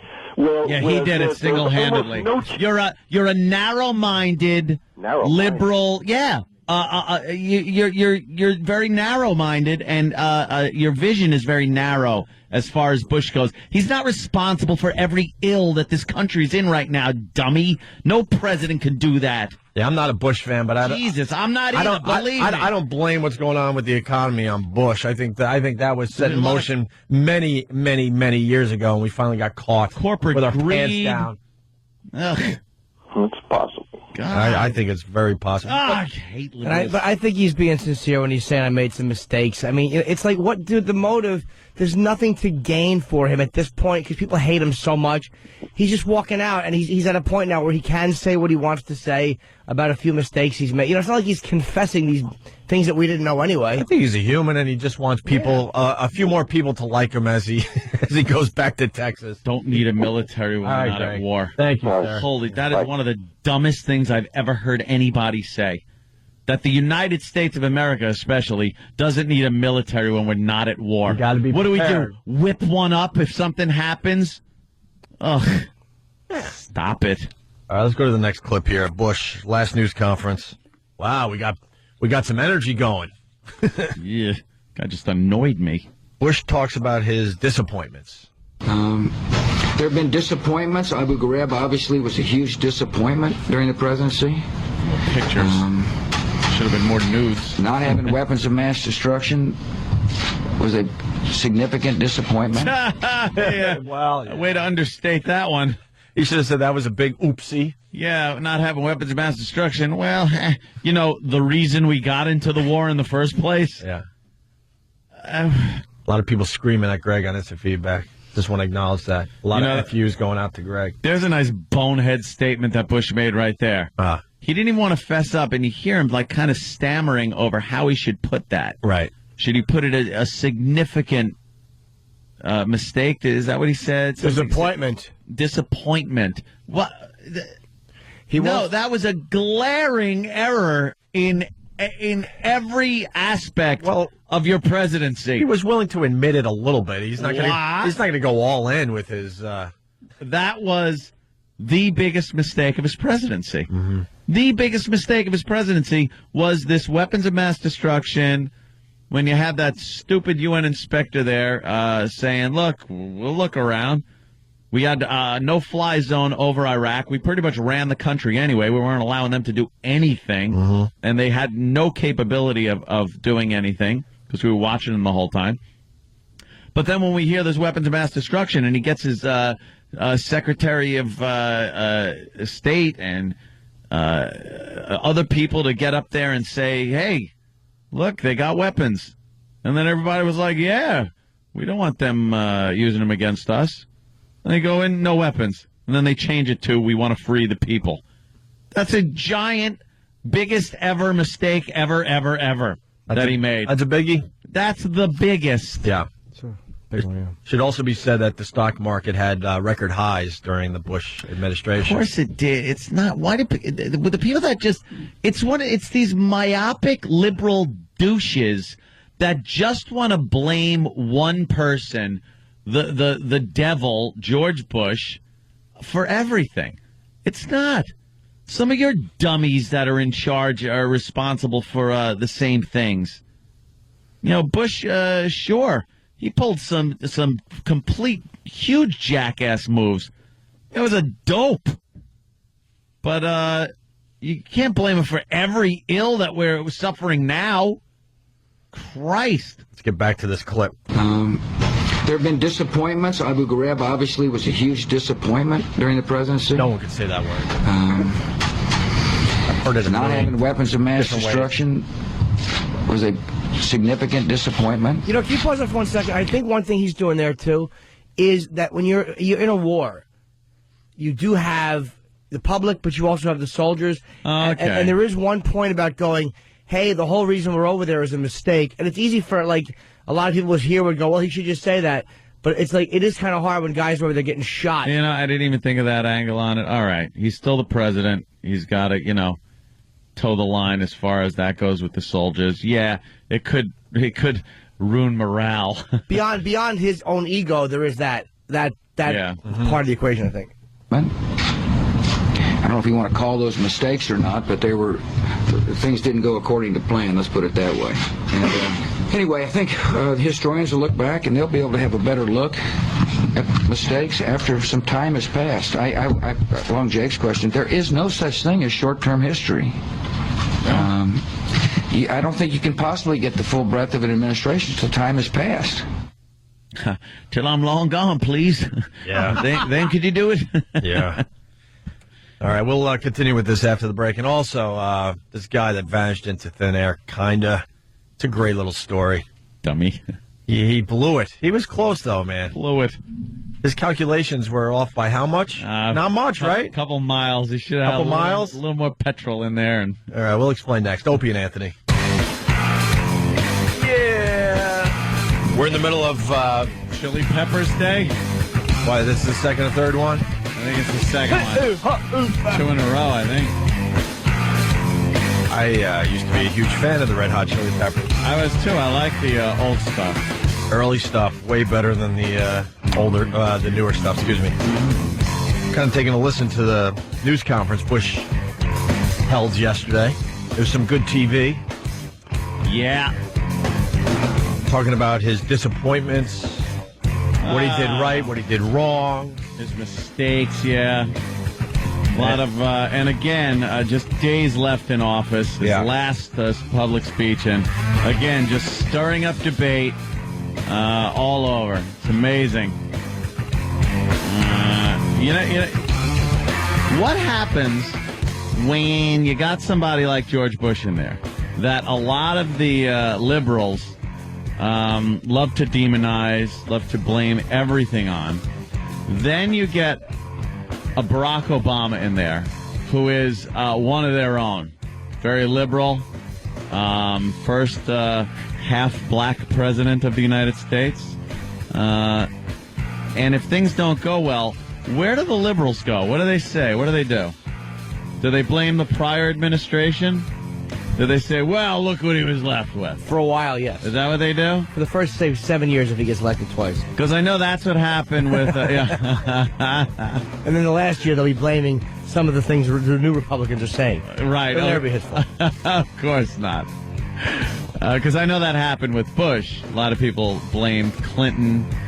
People still like blaming Clinton for things that happened during the Bush administration, but you can early on. I mean, you do inherit certain things from the former president and the former administration, but you can't go the entire term, 2 terms, and blame the prior president. It just doesn't work that way. We'll have to wait and see. Obama, as the president, is great for this radio show because it drives you nuts. I like the fact that he's, within a couple of weeks of his inauguration, is going to close down Guantanamo Bay as the facility that is holding about 250 terror suspects. I haven't heard a peep about where these 250 terror suspects are going. Well, I'm sure he'll just let them loose on the streets, you right? Think? No. Cuba, I hope. Just let him out the gate. Pay Cuba back for, the few million they sent over here, criminals. Can't we just ride the hope in? And they did that. Can't we just ride the hope and the excitement for a little while? Nope. And then we could start beating them up? Nope. It's exciting. It's exciting times. No, it's not. It's very exciting for everybody to have this guy as president. I don't like this. It's a TV administration. Well, it's a movie administration. We got that goddamn chick, Secretary of State. We got the black president. You know that I was reading another article in the New York Times, and there's a big to-do about his BlackBerry. Really? Yeah. What do they want to call it? An African-American berry? What? What's the problem with it? They won't let him have his BlackBerry. A Fredberry. They won't let him have his BlackBerry. And he's like, I want my BlackBerry. He loves his effing BlackBerry. Yeah. And they're like, look, because every email sent has to be documented when you're the president? How do you live your life? Well, how about because you're the goddamn president and you need a secure line? You can't be fiddling around where they find nude pictures of you after they hack your little site. Well, the Canadian company that makes the BlackBerry is very confident that, if he sent out his emails and such, no one would be able to intercept shut up, BlackBerry people. Figure out what he's writing. That's so ridiculous. He can't just, send off a little email to his friends that have nothing to do with the presidency or his wife. Could be embarrassing. Let the guy have his BlackBerry. Nope, you're the president now. You got to do everything they tell you. No BlackBerry. Yeah, you don't have much freedom. Give him a Whiteberry. That'll get him annoyed. That'll teach him. What's he got to use? He can't use anything like that, or they have a certain thing? They have certain... That is so weird because you're the president of the freest country in the world, and you give up a lot of your freedoms to become the president. Isn't it true, though, that, Congress isn't allowed to use those? And are they? I think they are. Are they allowed? Yeah. So, all right, let's get back to the Bush news conference. I don't know about you, but he sounded a bit off yesterday. He sounded like, I don't know, he sounded like he might have been under the influence yesterday. What? Some of the things he was saying. Bold statement, considering he's... You're allowed to say sounds like. In recovery. I have no idea, but maybe now that he doesn't have to be president anymore, he started early. I don't know. Listen for yourself. In terms of the economy... Look, I inherited a recession. I'm ending on a recession. I defended tax cuts when I campaigned. I helped implement tax cuts when I was president. And I will defend them after my presidency as the right course of action. I love that. See, he's a little off it. He sounds drunk. He sounds a bit drunk, Jimmy, yes. Hammer the point home to everybody. Yeah. See, what we did, people, is. And then finally, this was my favorite clip of the news conference yesterday. I believe the phrase burdens of the office is overstated. Yes, tonight. Now, why me? Oh, the burdens, you know what? Just pathetic, isn't it? Yeah, he really said that. Why me? He was like, yeah. The funny thing is, he was trying to drive the point home that you shouldn't be like that. Like, oh, the burns of the office, why me? But the way he did it made such a great visual and soundbite that it looked like he was really doing that. Like, why me? Man, you slow that down, it sounds even better. But here's the original, just for the peeps out there. It stands on its own without slowing down the audio. I believe the phrase "burdens of the office" is overstated. Yes, Kelly. Now, why me? Oh, the burdens, you know what? Why did the financial collapse have to happen on my watch? It's just pathetic, isn't it? Self-pity. Self-pity. Self-pity. That's pretty much it for him, right? What else does he do there, Stunt Brain? He wants to have a primetime little news conference, not news conference, but like a kind of an address, a farewell little thing. That was the last press conference in front of the press there in the White House. But, yeah, he wants to go, and he's going to do it, right? When is that? He ain't going to do it. That ain't happening. What? Oh, American Idol starts tonight. How the hell? Maybe he'll do it on American Idol. Come in with numbers on. Hi. And then they'll judge his speech. That was horrible. I didn't feel sincerity. Yeah. American Idol. I can't be bothered. Nah. You got me into that years ago. And I was in for maybe a season or two. I was in for about 3 seasons, Die Hard. Chris Daughtry was awesome. And then after that, whatever. And then I just I can't be bothered now. Cannot be bothered. We get it. You got the goof factor guys, and then you got the good ones, and then who cares? They got a new judge this year, though. Oh, yeah, they're adding in the 4th judge or something? Yeah, that's exciting. Or something. I think that's to take care of Paula. Her declining. When she shows up mental with state. Maybe a little back pain or something that she needed to remedy before the show. Whatever the hell's going on there. Yeah. Hey, remember this? He's leaving office, so maybe we can get one more play out of the Sunday Bloody Sunday remix thing. The mashup. Remember this? Oh, yeah. This was so good. It was creepy. Like Bush pretty much singing Sunday Bloody Sunday by U2. Somebody took a lot of time and effort, I guess, to clip out individual words and phrases from his speeches and throw them together. And it sounds like he's singing Sunday Bloody Sunday. There's been a lot of talk about this next song. This song is not a rebel song. The song Sunday, Bloody Sunday.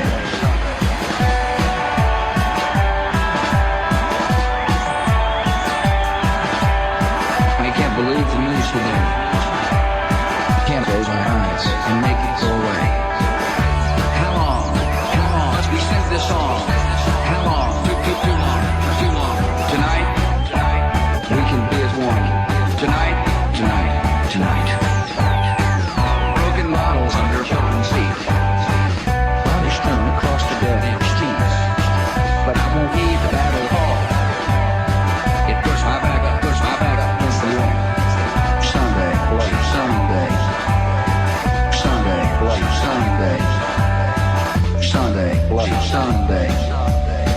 Sunday, Bloody Sunday. Let's roll.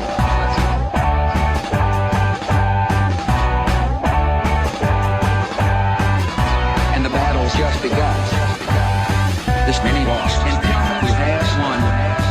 The trenches dug within our hearts. Mothers, children, brothers, sisters, sworn to Sunday, Bloody Sunday. Sunday, Bloody Sunday. How long? As we sing this song. How long? Too long. Tonight, we can be as one. Tonight. Sunday, Bloody Sunday. Sunday, Bloody Sunday. Let's roll. Anyone who wants more details on my agenda can find them online. The web address is not very imaginative, but it's easy to remember. Park.com. Wipe the tears from your eyes.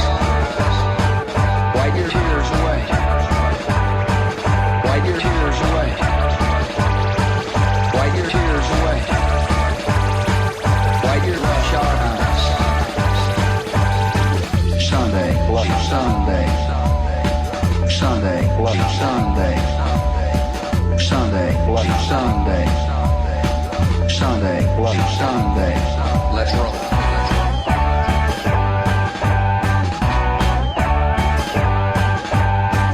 And it's true, I mean, what fact is fiction? TV is reality. And today the millions fly. We eat and drink while tomorrow they die. Sunday. Sunday. Sunday. Sunday. Sunday. Sunday. Sunday. Sunday.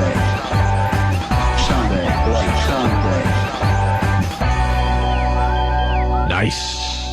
Dude, he didn't sing that. It's a bunch of clips put together. Oh, literal Jim. Hey, Anthony, you're getting people upset. What you did I make do? people happy, but you also make them upset at the I same know. time. I like that. That's my job. Depending on their affiliation with their politics. Yes. Right. Mario from West Hempstead. Anthony, please stop calling Obama half black. Since when do we count the white and people he's black? Anthony was kidding. Yeah. Were you? See, I was being, I was kind of exaggerating the point. Not exaggerating, but I was kind of making the point that the first black president did have a white mother. So, that's all I was doing. Is there a problem there? It's called facts. What, am I being persecuted here for telling the truth? Why, I never. Bastards. I don't care. You know what I had to do last night? What? I put light bulbs in by my garage because there's crime wave going on in Nassau County. Yeah? So why do you need light bulbs around your garage area? Because they're stealing tires off of cars. Oh, yeah. That's the newest thing that's happening in there. How the hell did I move to a place with such high crime? You got money. Every time thank you. Every time I read something, it's, Where do you think criminals are going to go? To the nice neighborhoods. keep them where they belong. They're going to find better stuff in the nicer neighborhoods. No. Yes, they're not going to go. They're not going to go to Wine Dance or Amityville. Why not? What are they going to find there? Well, apparently there's a big thing going on where people are stealing tires, rims, and putting the cars up on blocks. Putting the cars on blocks. I noticed a couple of my lug nut covers are missing on my passenger side. Oh, they're working your... Two of them, both of them, all of them. They're working your car already. Yeah, like they're gone. So now you see the lug nuts instead of the nice big Caddy Escalade covers that go over that on the wheels. God only knows what that costs. I got to bring that in now and have them slap a couple of new ones on. Mm-hmm. But that got me thinking, like, hey, were they doing it? Were they going to take the tires and then maybe something scared them off? Yes. Of course. So now I'm lit up. Oh, my God, it's like a prison. It's like a prison yard. I want spotlights going back and forth. Do you have sensors, too? No, I'm going to get the security system put in on the outside, the cameras, scanners. Just have someone.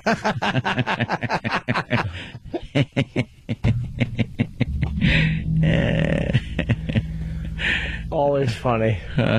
I feel like I am legend. That's what it's Ant is legend. That's what I'm reading here. It's just one of these situations where it's like, God damn, man, you can't just have nice stuff without someone screwing with you. And I'm not even talking wealth or anything like that. You buy a new car, some jackass is going to smash their door into it the first or second time you park somewhere. Total lack of consideration is what's going on in this country. I think that's what's more responsible for the decline of our nation than any president, is just idiots and a complete lack of consideration. Lack of respect for the law. Respect for the law. You know, you try to get something nice, it'll get screwed up in a second. First nice car I bought, we were up in Boston doing radio. I decided to get myself a Cougar. One of the last years they made the big size Cougars with the V8s in them and everything. Real guinea mobile. And I parked in one of the rest stops to have some sexual favors with a man. And I'm glad you did it, because me and Jimmy were right there. Of course. There was a pause there. You were right there looking for sexual favors with men. Right. And I was coming back down to New York, and I parked, I come back out, and right by the door handle, a big dent. How long did you have the car? A week. Come on. Dude, a week. Wow. I was fuming. Did you take up 2 spots? No. Because if you take up 2 spots, I'm key guy. No. I will do that, and I have done that. Oof.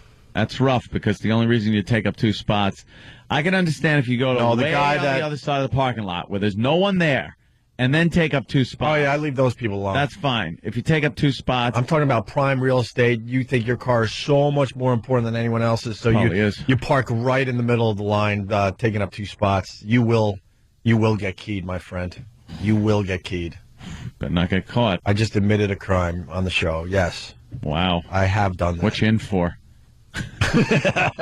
Keying, man. Yeah. Yeah, if you're on the if you're far away from the establishment, parking in a couple spots, I'll leave you alone. It But right in almost front. would have been worth him doing it if I only would have caught him doing it. Pulp Fiction. Mm-hmm. I don't know. That's a touchy situation. You just too many idiots that just slam into your car. That's why I only park in the handicapped spots. Those are nice, wide, big. They give your door a lot of room. Sure they could, because some thing is fumbling out the passenger door. Of course. Some monster on wheels. Stop. I went to I went to one of the Japanese restaurants last night with Keith, and it's one of those, with the big tabletop, and they chink, chink, chink, chink, chink, with the spatula and all that happy horse crap. And there was a table next to us, and the guy did like a cool thing. He put the oil on the table, and then he puts water on there, I guess, and it starts like bubbling up, and then he lights it, and whoo, the thing makes a giant flame on the entire table that you feel like the heat. Kind of impressive, kind of cool, How lonely are you? No, it was fun. You hear what you just described? Yeah, no, but I have a reason I described it. Because next to our table, there was this woman in one of these Little Rascal scooters. Sure. Or hover chair or whatever the hell she was in. And she's pulled up right next to the table. And the guy did it. And she couldn't really back her head away enough because the back headrest was there. Did she lose her eyebrows? I couldn't stop laughing at the thought of a flaming woman trying to, guide herself away from the table in her hover-round chair, completely engulfed in flames. Yeah. It made me laugh. Did you like when he made the onion volcano? Oh, who doesn't like the onion volcano? Amazing, right? And then you wouldn't imagine. I bet you'll never guess this in 100 years. He's cutting up the shrimp, right? And he takes the tails. Guess what he did with them? You'll never guess.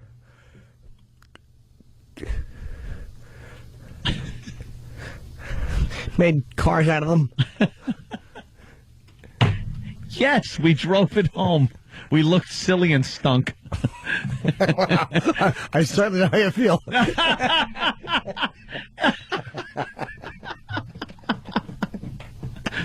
Oh, I've never seen so many B's and O's being used since people met Big A. B.O. Right. Yeah, he did the old flip him into the hat in the pocket gag. Oh, very nice. Yeah. Why do they have the same act, all these guys? You would think they would, doesn't matter where you go, they do the same exact stuff. And then there's things that they do that are just useless. Like the little things that they put the sauces in when they're separating them. It's almost like they're just coasters. Mm-hmm. But they put the little sauce in there, and they gotta ching, ching, ching, ching, ching, wing, ching, ching, ching, like flipping them around like he's playing 3-card Monte with them. I was looking like, what the?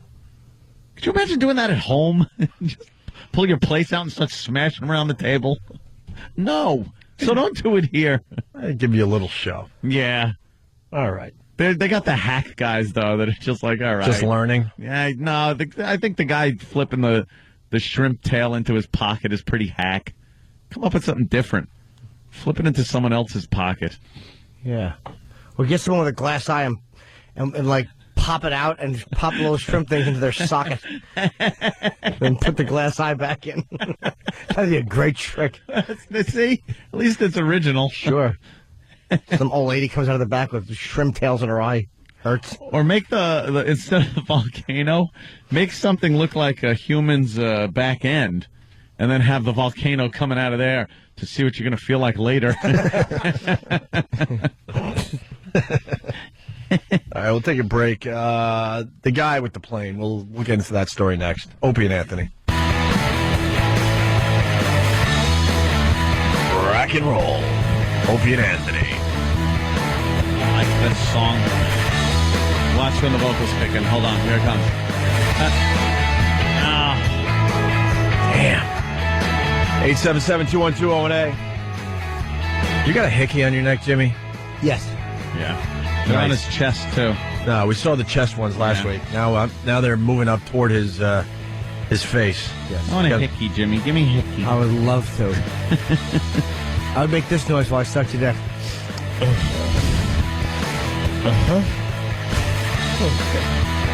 You did say suck my neck. Yes. It sounded like something else. Really did. But... No. All right. No. Okay. Neck. Making sure. Yeah. Yes. And what do we got on this pilot? A lot of people talking about this guy. He wanted to fake his own death or something? Yeah. He was in a bit of trouble? Yeah, a little financial trouble. Who's the guy that did it back in the day? Possibly Cooper? What was his name? What? Johnny DB, Cash. right?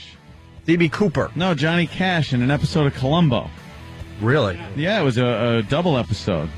And he sang a song, and it was great. And he was on tour, but then he faked a plane crash to kill, I believe, his wife, was it? Yeah. You do realize that we're trying to still relate to the kids out there, right? What? You're referencing Columbo. First of all, who's trying to relate to the kids out there at this point? I think we are. Oh, Uncle Paul. Columbo.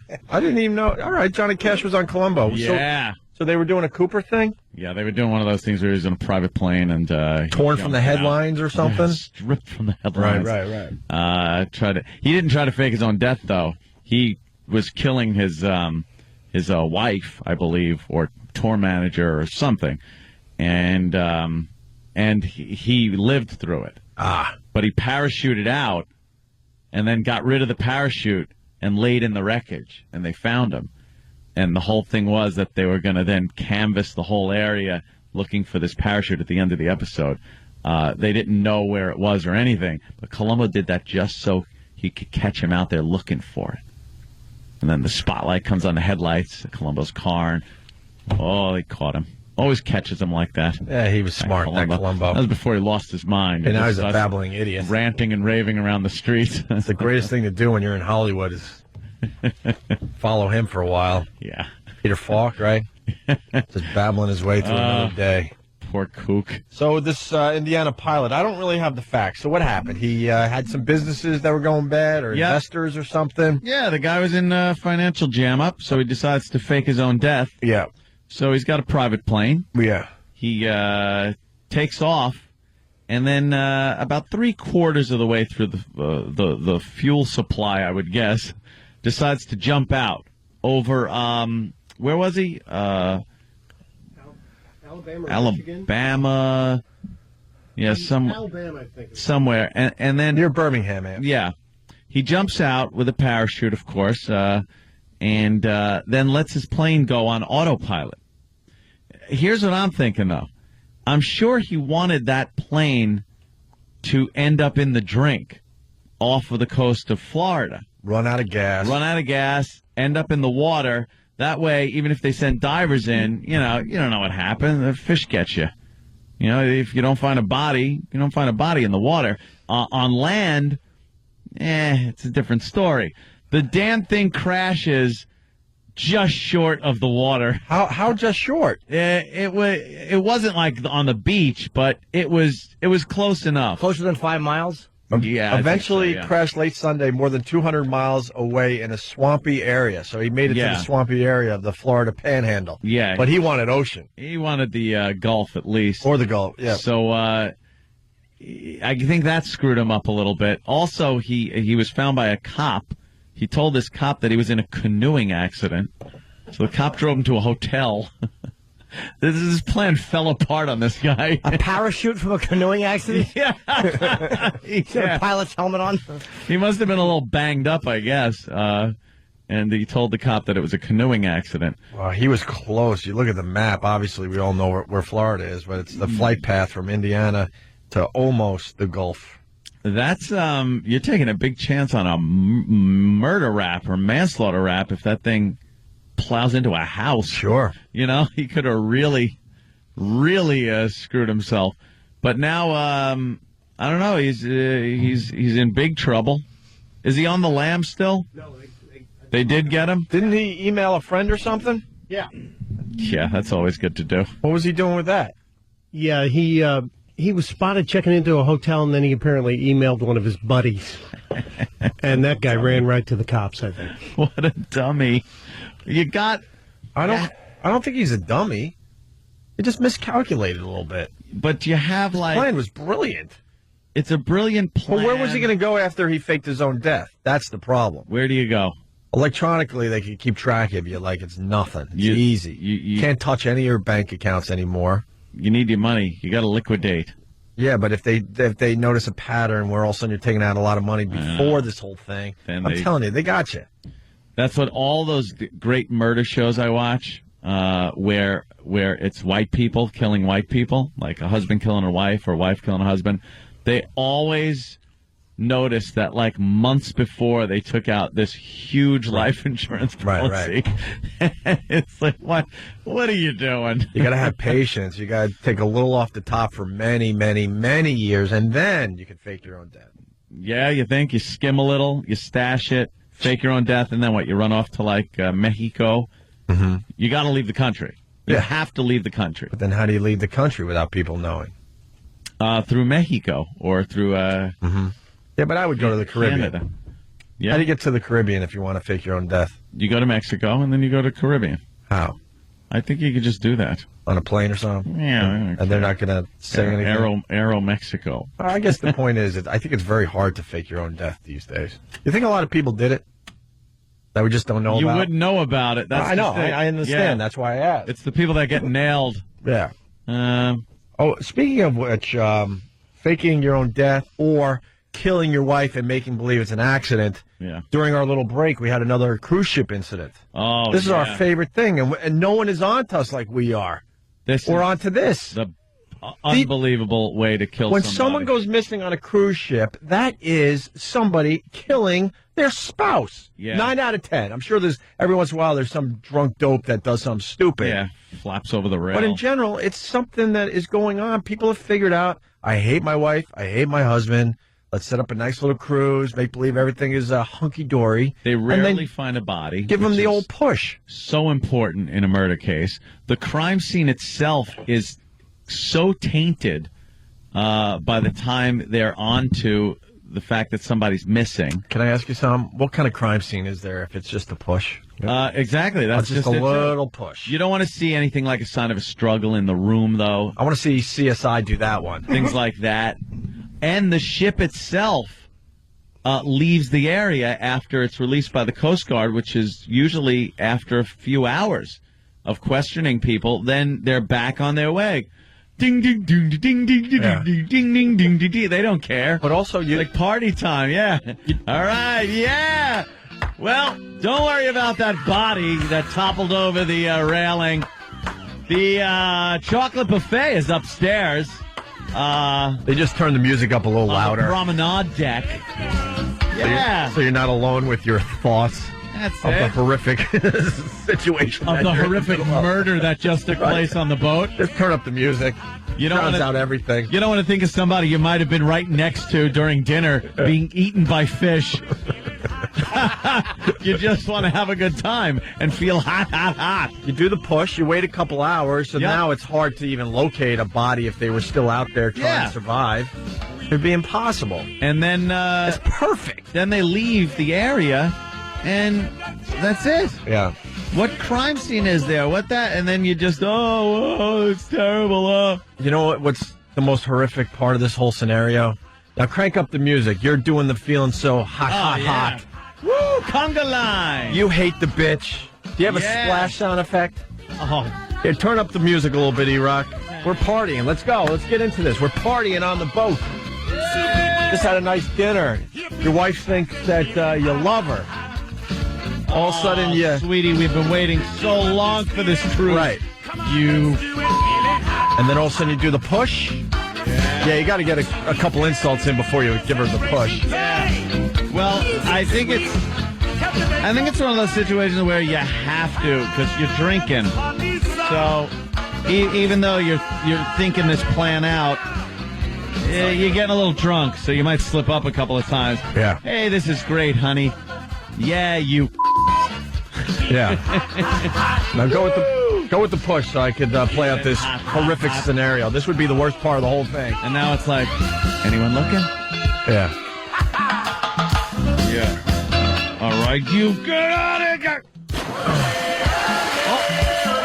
Oh. Now E-Rock. Yeah, exactly. There's the boat. She's just... You suck at doing radio production. It ran out. All right. All right, you have an excuse. All right, let's do take two on the scenario. Give me plenty of music. Anthony, there call her a bitch again. All right. Hey. Hey, you bitch. No. No? I figure that's faster. No, let's go with the basic scenario. Now you're talking blood. Now you're talking CSI is going to have an easy time with that. Ruined the whole room. Yeah. Come on, let's do it right here, all right? All right. All right, turn up the music. We're partying on the deck after dinner. All right. No. Can't cave her face in with something from the room? No. There'd be blood on it. They will find that. They will find the skin and the hair. Nice. There's a heavy candelabra. There's a big, heavy candelabra. I thought I'd smash her in the head a few times first. Get blood all over your suit.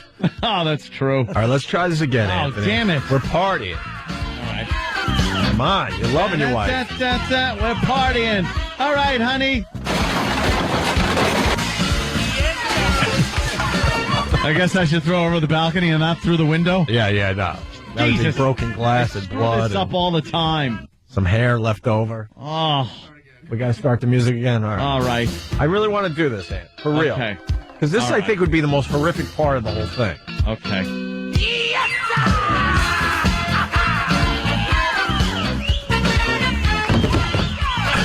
I tripped her. It's okay, right? Well. All right, wait. She trips? Yeah. Over the balcony. All right, and then then you're in the water like, what the F? Yeah. What? And then we'll play it out. There goes the boat. She's just... But why did he do that? Oh.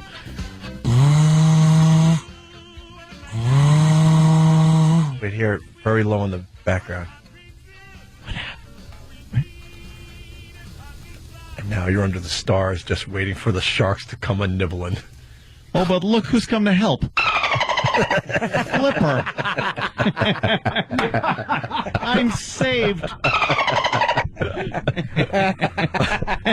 Another wonderful 1970s reference. Thank you. 70s? Is that a 60s? 60s. Is that really a 60s? I think it is. Oh, boy. Very funny. I love Just the fact. same. I love the fact, by the way, that when the music runs out, it was just because the bit kept going. Yeah. But it wasn't like, Eric, what are you doing? It was immediately, Eric, you suck at doing radio production. Yeah, I know.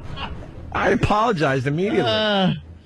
You know? The rock coat. Every time I hear one of those stories, I think of Patrice with the rock coat. Look, honey, I bought you a rock coat. Why don't you get your girl a rock coat? Yeah. No, honey, this is great. You wear a coat. It's made out of coral and rock. The fan sites, they're talking about all the stuff we have ruined for them. That's another one. When you hear the next news story where someone is missing from a cruise ship, trust me. Yeah. That person is dead and needed to be dead for some reason. And then the family of whoever got tossed overboard has always got some bad things to say about the spouse or boyfriend or girlfriend. They're like, we never really got a good explanation from him what happened. See, but if you're going to plan this, once again, a year to 2 years before, you gotta have patience. Yeah. You are like the ideal husband. When the family comes over, it's nothing but love. Yeah. Everyone thinks you're the greatest guy in the world. And then you start planning your cruise a couple years in advance. Everyone feels the excitement as you get closer to the day. But in your head, you're like, oh, boy, I'm going to be a free man soon. Yep. No one is going to be on to me. Getting tossed. You got to do your reconnaissance for the boat, though. You got to know where the cameras are, things like that. Right. And off the balcony. Right. Speaking you of cruise knock ships, her out first and then throw her over so she's not screaming. Hell no, man. Let her Someone suffer. If sees you're going it. to do it, let her suffer. Yeah, let her watch that boat go away. Not even a drink in her. Depends. I mean, When she hits Not that even water a and drink. sees that cruise ship getting smaller and smaller. And the worst thing is the You won't- water's pretty warm, Right. so you won't die of hypothermia. You'll just think of all the monsters that are underneath you and how far away from land you are and how totally dead you are. Oh, and you're just under the stars, completely sober. Because if you're a little drunk, you might enjoy it for a little while. Like, oh my God, wow, what happened? Yeah. Oh, how are people falling off the ship? Why don't they just put like a big net around the bottom of the boat that goes out like have 10 feet? They have a lot of safety things. Yeah, most like ships that are around there. hard to fall off. You got to really wing a bitch off of there. You got to spin around and really fling her. How awkward is it, though, if you do grab your wife and you go, you bitch, and you throw her off and she lands in a protective net and you don't know it? Yeah. So the next thing you know, you're having cake after your fake grieving, Yep. and they pull to the dock and she's in the net going, what did you do that for? He threw me down here. I missed dinner. All right, I'll give you guys another one. Can I give you another one? Kevin from Connecticut goes, same thing with the Grand Canyon. Now, I'm going to go with your Grand Canyon scenario, Kevin. I've been out there. One of the greatest people there. One of the greatest things I've ever done in my life. Now, the rim, you could do a little rim tour where you don't even go into the canyon. Love a good rim tour. And you could get very close to the edge because the whole thing is to get close to the edge for the photo op. But what you got to do, Kevin, in advance, you figure out what area of the rim would be perfect for this. Then you give your wife a little something so she's getting a very good night's sleep. You go back out there with a little hand shovel, and you kind of work the area a little bit. Yeah. Oh yeah. So then when she backs up onto the as close to the rim as possible, next thing you know, oopsie, I don't know, nature just did its thing and the rocks collapsed. Some gentleman recently, within the past year or so, tried this. Yeah. And got caught. How do you get caught? He got caught. Said his wife got too close to the edge and took a topple and fell off and died. And again, I don't know how he got caught, but yeah. I mean, because the ship hadn't left yet, they were on the dock. She was splayed out on the dock. But it was a canyon. It was the Great Canyon. That's a big ship, Jimmy. The ship didn't leave the canyon. That yet. was what it was. Yeah. Yeah. He said she fell off the ship and it was the Grand Canyon and a donkey stepped on her face. And he said he thought it was a quack. Oh, no, the Grand Canyon thing, I know what happened. He said that she fell. And they said, well, then why is your shoe print in her back? Yeah, it's probably something like that. Yeah. I want to know how the guy got some caught. kind of a struggle. Because that seems like a win-win. Yeah. Well, maybe just a win. A win-win would be she wins too. And Getting away with it. Yeah, I don't think she wins. That's a win-win in that case. It was a really big win for him.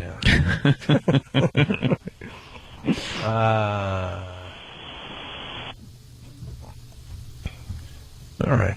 Try out him, or yeah, I don't know. Yeah, well, if someone falls off a cruise ship, it's usually murder. That's pretty much the conclusion we've drawn here. I think so. Well, I mean, 9 out of 10. Murder. I'm sure there's an accident that happens there once in a while, but Sure. when you see these stories, you're like, come on. Yeah. Come on, look at this. It's obvious. Who's fallen off a boat? Yeah, the railings are everywhere. It's not like you just fall off like you're in a canoe. Mm-hmm. Why don't they give people this? Why doesn't every person on the ship always walk around with that little lifesaver around them? Lifesaver. Is that what they call it? Yeah. A life preserver. Oh. Lifesaver. They should walk around with a mint, a tiny little mint around their midsection. Yeah. I'm tired. It's so funny. You know what they ought to do? They ought to give everybody a tracking device. Like a little thing, Oh. or maybe, Big Brother stuff. People don't like the Big Brother stuff. No, you hand it to them. GPS. It becomes a part of you just wear it like a necklace or something on you, so if God forbid you do fall over, They'll know exactly where you there's fell. a way for them to track you, Activated by salt water. or there's a way for them to track you X amount of time, then again, whoever kills you will just take it off you. Yeah, that's true. But if you fall off, and just throw it in the water another, after the boat goes another half hour. that's a great point. Yeah. Put it on this guy. I'm chasing that son of a bitch around the ocean. Apparently your wife is chasing a killer whale around Antarctica. Yeah. Did you realize your wife can swim 40 miles an hour? Yes. Well. There's another. It's just a quick thought. I was watching the Travel Channel. Like I said earlier, just flipping around trying to find something. And this weekend they were talking about this cruise ship. Have you heard about this one? It's a cruise ship where you can live on. Oh yeah, it's the latest rage. It's called it's almost like buying a condo. Yeah, Wow. On the water. It's called what's the ship called? It's crazy. Amistad. And instead of having 1,800 people on this cruise ship, it can fit 1,800. It fits 300. Yeah. And they're all multi-million-dollar condos, like Ant said. It doesn't look like a room whatsoever. It looks like you're home. Yeah. But you're on a cruise ship and you're waking up every day in another cool area of the world. Yeah, it goes all over the world. Yeah, pretty cool. Here's the question. How much entertainment do you need? Yeah, really? I hope your house hits an iceberg. Hope you doze off one night watching the news, watching Sam Donaldson, and you wake up being attacked by some sort of sea animal with an otter humping your face. Is it called The World? It's called The World, yes. Oh. And they figure out where they're going to go according to what's happening in the world. Yeah? So the Olympics, okay, we're going to check out the Olympics. The Cannes Film Festival, we'll be there for that. We'll go to Hawaii. We'll go here. That's crazy. And you just watch the world outside your window. If you're into that kind of thing. And they showed some of the rooms. And, I mean, the show itself, they could have done this in 10 minutes. The show was like an hour. I'm like, okay, I get it. But, pretty amazing. Coffee shops, and supermarkets, and... Just be a snobby crowd on that. Oh, yeah. That's what I was telling my girl. I'm like, could you imagine hanging with these bunch of old asses ritees that have nothing better to do with their millions and millions and millions of dollars? You and 300 of your neighbors seasick and vomiting on each other. Someone vomited on my $1 million balcony. They're making 2 more. It's been so successful. Yeah, there's a waiting list and everything to get one of these things. What's the average condo? Let's call them condos. Go for it. Started at about $2.5 million, goes up to $16 million, but you can also timeshare it out over 50 years. It works out to like $1,500 a week. Wow.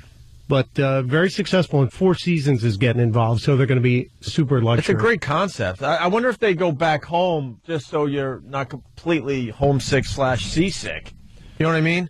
Yeah. Like, do they go back to, I don't know, Florida or wherever the F it's from originally, just so you could kind of see your friends and family again, and then you go back for another few months on the water? If you got that kind of money to buy one of these, wherever you go, you could just fly home. True. Hey, let's fly home from Barcelona, and then we'll catch it down in Sydney and circle on up to Zimbabwe. There's a heliport on the ship, and they can just land a helicopter on there and take you off. What's your language? Wow. We got primetime gossip with Sam Roberts as we go to break.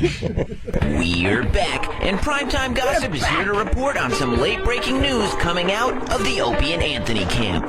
When we last left the Anthony half of O&A, he was falling apart. However, it seems that Cupid has re-entered the Shock Jock's life, as was made evident when Ann Coulter was recently interviewed on the radio show. And you just come out and go, yeah, I said that, so... Wasn't it funny? Yeah. You're going to laugh at that one? Laughing a little too hard, aren't we, Mr. Cumia? Anthony went on to throw his journalistic integrity out the window as he furiously agreed with everything Ms. Coulter had to say. Liberals want to censor opposing viewpoints. That is, God, that's a great point. Everyone on the show picked up on the vibe, and by the end of the interview, Anthony wasn't even bothering to hide it. Well, Anthony, say goodbye to your soulmate. We got to take a break. I love her. Is love blossoming, or is it just one DJ's obsession? While no one has any actual information, we are reporting that Ms. Coulter has been seen wearing Anthony's pin. Are the two going steady? We say yes, and credit it to Anthony's flattering descriptions of Anne. She's me with cans. Yeah, and brains. What could be next for Colfany? We may not know, but Primetime Gossip can guess it will be Nazi-themed. Stay tuned as PTG continues to deliver you the goods.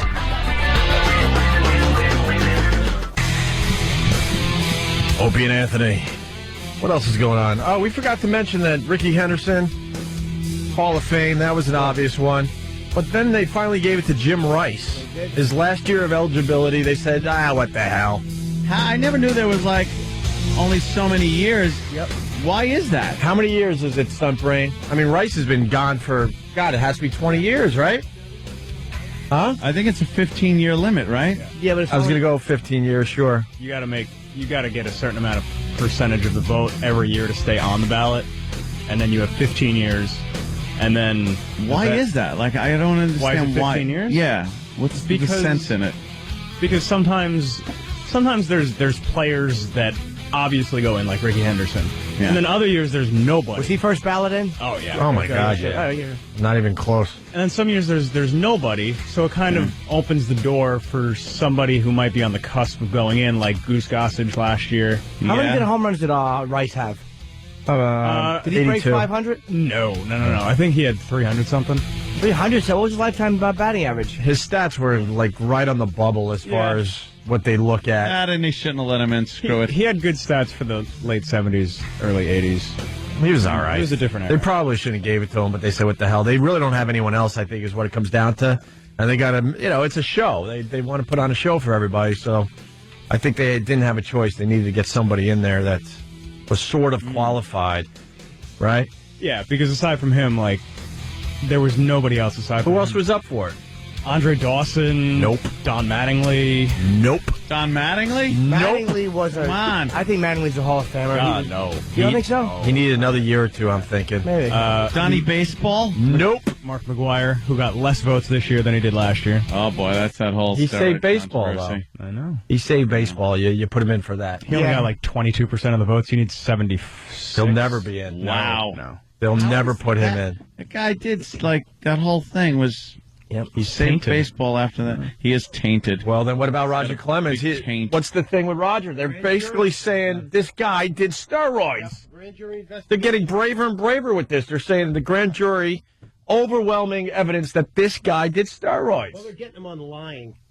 They're going to get him like they got, Clinton on perjury. Yeah. So if he lied, that's going to mean charges, and he's going to have to come up and testify again. How about that? Roger Clemens never goes into the Hall of Fame. How about that one? How about he goes to prison? A few years go by, and they're like, nope. They're going to do the Mark McGuire thing to I him. think him and Bonds might be on the same year. I think they both... How funny. Both don't make it. How great would that be? Yep. So 4 years from now, we'll see what happens. How are you going to say... I mean, even though I understand the whole steroid thing, yeah. But how can anyone say that Bonds or Roger Clemens don't belong in the Hall of Fame? It'll be interesting. It's what we know. You got to put him in. It's what we know. Yeah. We watched those two players. I don't like Barry Bonds whatsoever, but, come on. I mean, goodness gracious. Yeah, throw him in. What about Petey? When is Petey going in? Who, Pete Rose? Yeah. He's got his... doesn't he have his own, Hall of Fame down the road from Cooperstown or something? Yeah, no, he doesn't. Yes, he does. Did he put himself in his own Hall of Fame? Oh, he's got... That's someone look fantastic. it up. I haven't thought about this in years, but I guess he was so fed up with baseball, he rented some space down the road from the Hall of Fame, and he could go visit Pete Rose, his memorial, or whatever. Wow, and he what had a his pompous stuff. ass. Yeah, I love him. Every year he goes to Cooperstown during election weekend. Oh, yeah. I like the fact that he's such a... But then again, if he wasn't such an arrogant ass, he would have gotten in. If he would have showed some humility and given baseball... Like when two guys are ready to fist fight, a lot of times they both kind of want a way to back out gracefully without totally losing their masculinity. If he would have given baseball that, instead of just been in their face and go, nope, I'm telling the truth, nope, I'm telling the truth, when everybody knew he was lying, he left them no wiggle room. I think so. He was kind of a douche about it. One day he'll get in. How, though, if his eligibility's up? Because they'll reinstate him. First, he's got to be reinstated into baseball. He's banned from baseball. And then once your eligibility's up, then it's up to the Veterans Committee to vote you in. You can still get in after your eligibility. You would think he'll get in posthumously? Yeah, it'll take a while. But They should put his hair in the Special Olympics Hall of Fame. At least make it the logo for the Special Olympics. Just his hair. You gotta let all these guys in. All these mongoloids just looking at it with a tear in their eye. The man who started it all. The Pete Rose. Oh, God. They love the Pete Rose, do. Oh, they certainly do. Love it. Pete Rose had a Hall of Fame on display at the Cincinnati Reds Stadium. I heard something about Cooperstown, though. He either rented space or he goes up there every year, and then you could go down the street and say hi to Pete. Yeah, when we went, I don't remember 2 years exactly, ago. but maybe we can get to the bottom of that. Yeah. I went 2 years ago, and he was right down the road signing autographs. Huge crowd. Yeah. I'm going to take a little ride up to Cooperstown. Get money for it? Was he getting paid? Oh, yeah. Yeah. He charges per autograph, yeah. Of course, he's got to. Is this the time of year to go up there? No one else is around, right? Yeah, I guess if you want to go up there now, sure. It'll be freezing. It's a long drive. Why the hell they put it up there? There's not one Hall of Fame I'd ever want to go to. I got to be honest with you. I went to Baseball Hall of Fame when I was a kid. I don't want to go to Cooperstown. That one's pretty cool because the history just goes so far. It doesn't matter, though. It's just like, to me, it's like the Hard Rock with no burgers. Yeah. You're looking at what? Uniforms and bats, bowls. What are you looking at? What's the big thing that I can't punch up on the internet and go, oh, there's the shirt. I remember the plaque room was like a waste of time because it was just thousands of plaques. I think it's cool. You go, you find your favorite players, and then say, what? hey, look. And then you take a piece. Hey, look. Then you take a piece of paper. Oh, do a rubbing? Did you do a rubbing?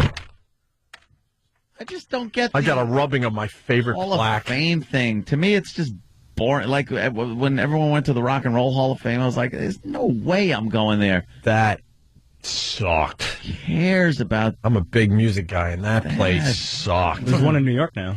Is there really? It's the Rock and Roll Hall of Fame Annex. It opened like last month downtown. They have better stuff? I don't know. I haven't been yet, but it's downtown. Instead of family members going into the attic and going, yeah, Hendrix wore this once, put this on display. The dummies will buy into it. Yeah. That's what I saw. I'll go check it out, but yeah. It opened last month. All right, am I weird for yes. going to? Okay, well, we got that out of the way. Now what? See, like going to the Air and Space Museum to me is like, holy cool. crap. That's cool. But is that the same thing as like? I actually went with Anthony, one of those very rare occasions that we hung out together. We were in D.C. on a secret meeting going to XM. We had no choice. We had to hang out together. Yeah. And the excitement in your eyes, yes, I do remember. You were way more into it than I was, but it was still very cool. Yeah, and things like that, like you could actually go in to some of these aircraft and see what it would have been like to have been in those B-17s are a lot smaller than you think, and you kind of get in there and get a feeling for it. It's not like, hey, I'm going to put on the Babe's uniform and swing his bat around. You really like the airplane thing. Why don't you get your license? I don't know. You're looking for new adventures. He drives home in a truck with a hand over one eye. You want him flying over on Concola? But he's so into it. You get the flight simulators. You go to the Air and Space Museum. You suck all this in, man. You love it. Why wouldn't you just take some lessons? When I was broke, I went on the Discovery. It's called the Discovery flight. Yeah. Went down there to MacArthur Airport and hopped in a little Cessna 152. Go up with an instructor, and they let you take the controls. And it's the Discovery flight. But then I said, sorry, I'm broke. So I couldn't do anything. So why don't you do it now? I'd like to. At least take lessons. Yeah. Because you go to the gun range a lot. Maybe get a couple more hobbies. And how fun it would be to shoot out of a plane. Wow. Now you're talking some Red fun. Baron style. Sarah Palin style. Yeah, it'd just be fantastic. Yeah. All right.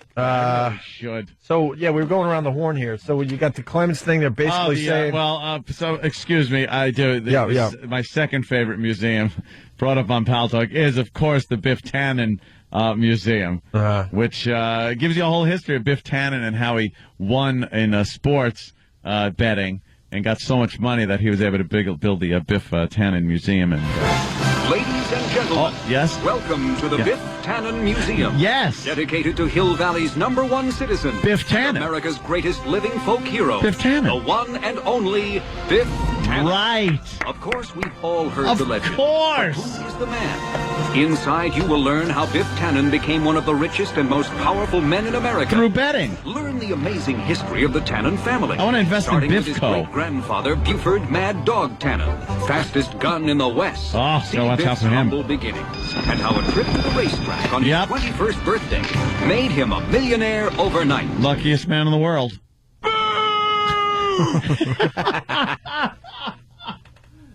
I hate that movie now. What? What movie? I don't even think of it as a movie now. Completely agree. It's a way of life. hate it. It's a way of life now. I understand. Oh, it's horrendous, isn't it? Big DVD coming out. The trilogy will be coming out on DVD with extras. That will include Michael J. Fox using a coloring book this week. It will include the ride. Yeah? That everyone remembers from Universal Studios, the Back to the Future ride, all that footage, which I believe in my personal movie theater downstairs will be very interesting in the front row to watch that on an 11-foot screen. That'd be cool. Yes. I think that'll be a lot of fun. You gotta start flying, I'm thinking. At least take lessons. That's right up your alley, my friend. I would like to do that. Maybe we could get some people out there to help you figure out how you get that done. At least go just up a like few John times and take the Travolta. controls. Take Jimmy up there. Me and him could kiss. Can I tell you? It'd be nice, actually.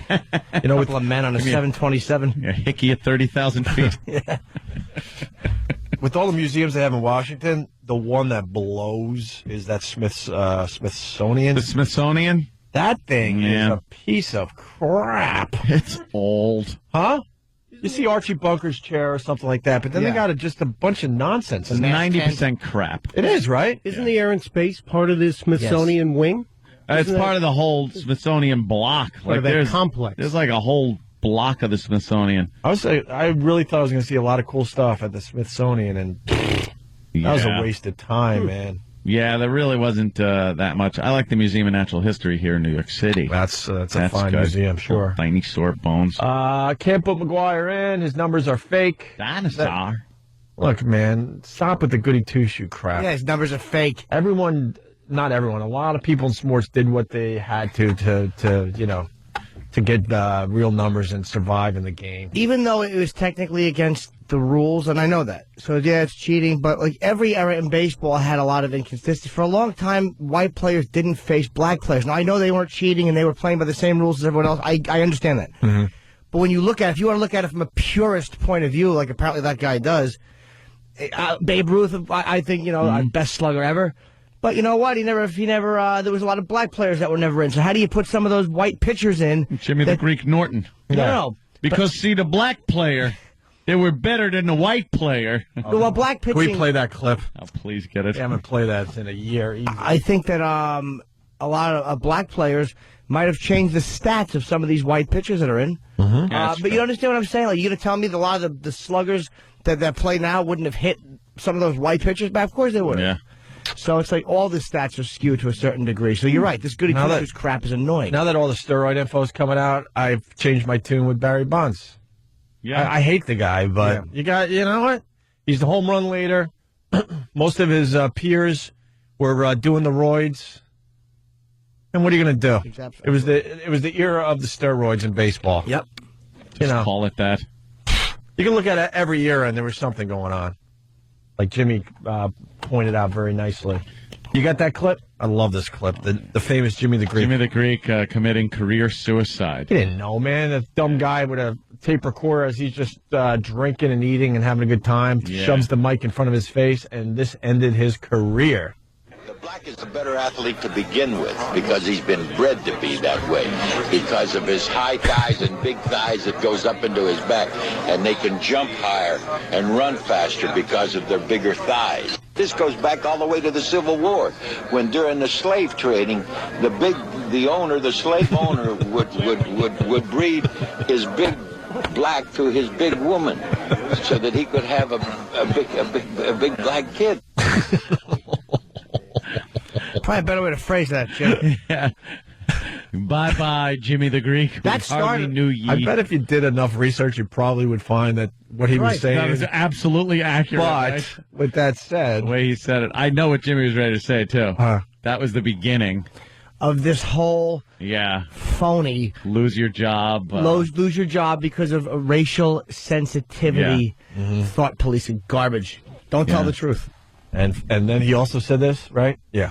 If they take over coaching like everybody wants them to, there's not going to be anything left for the white people. I mean, all the players are black. I mean, the only thing that the whites control is the coaching jobs. Now, I'm not being derogatory about it, but that's all that's left for them. You know what? He had to go. I changed my tune. That tells you what type of guy he is right there. Yeah, That's beyond just trying to be factual as he sees it. He was probably was a. Speaking of black coaches, I had no idea until I just looked down here. Tony Dungy retired? When? Yesterday? The Colts I head heard coach that on there? the news this morning. He was the one that lost his son, right? Yeah. Did he? Oh, yeah, man. What was it, a suicide? What was it? I don't remember now. Lost his, I think his son was like 18 Why or does something. Travis have to? Can't we get you a mic in there that you could just talk into for a second? His music.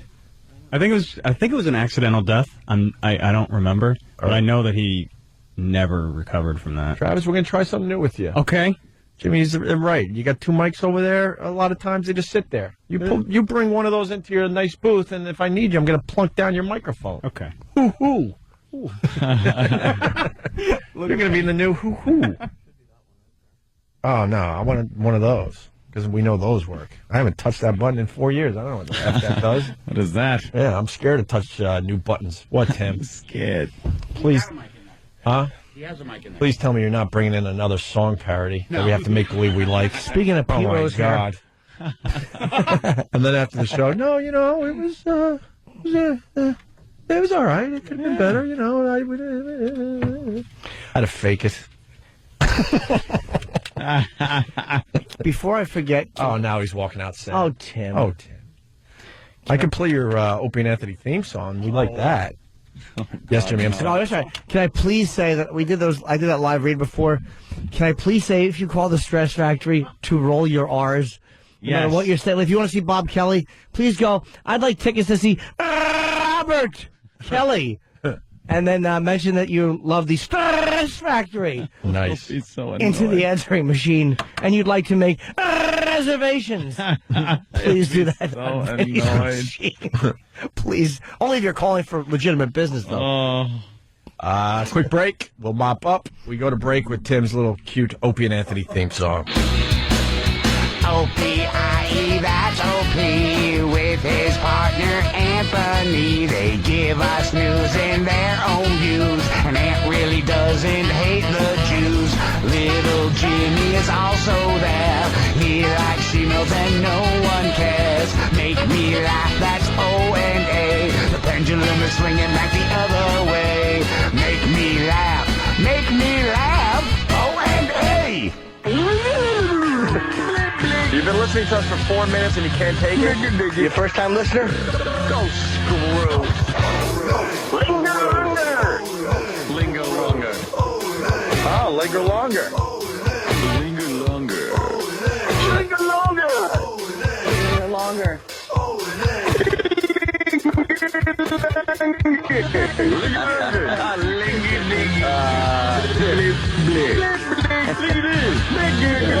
What? That was linger. That was my version of linger longer. It's down to linger. It's just got to, sometimes it just. I gotta linger longer. Linger very longer. Opie and Anthony!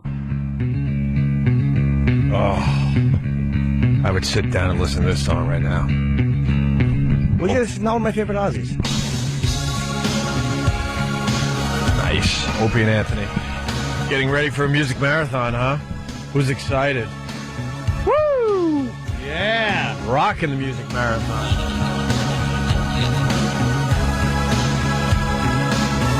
We were talking about sports, and I forgot to mention something the Mets are doing.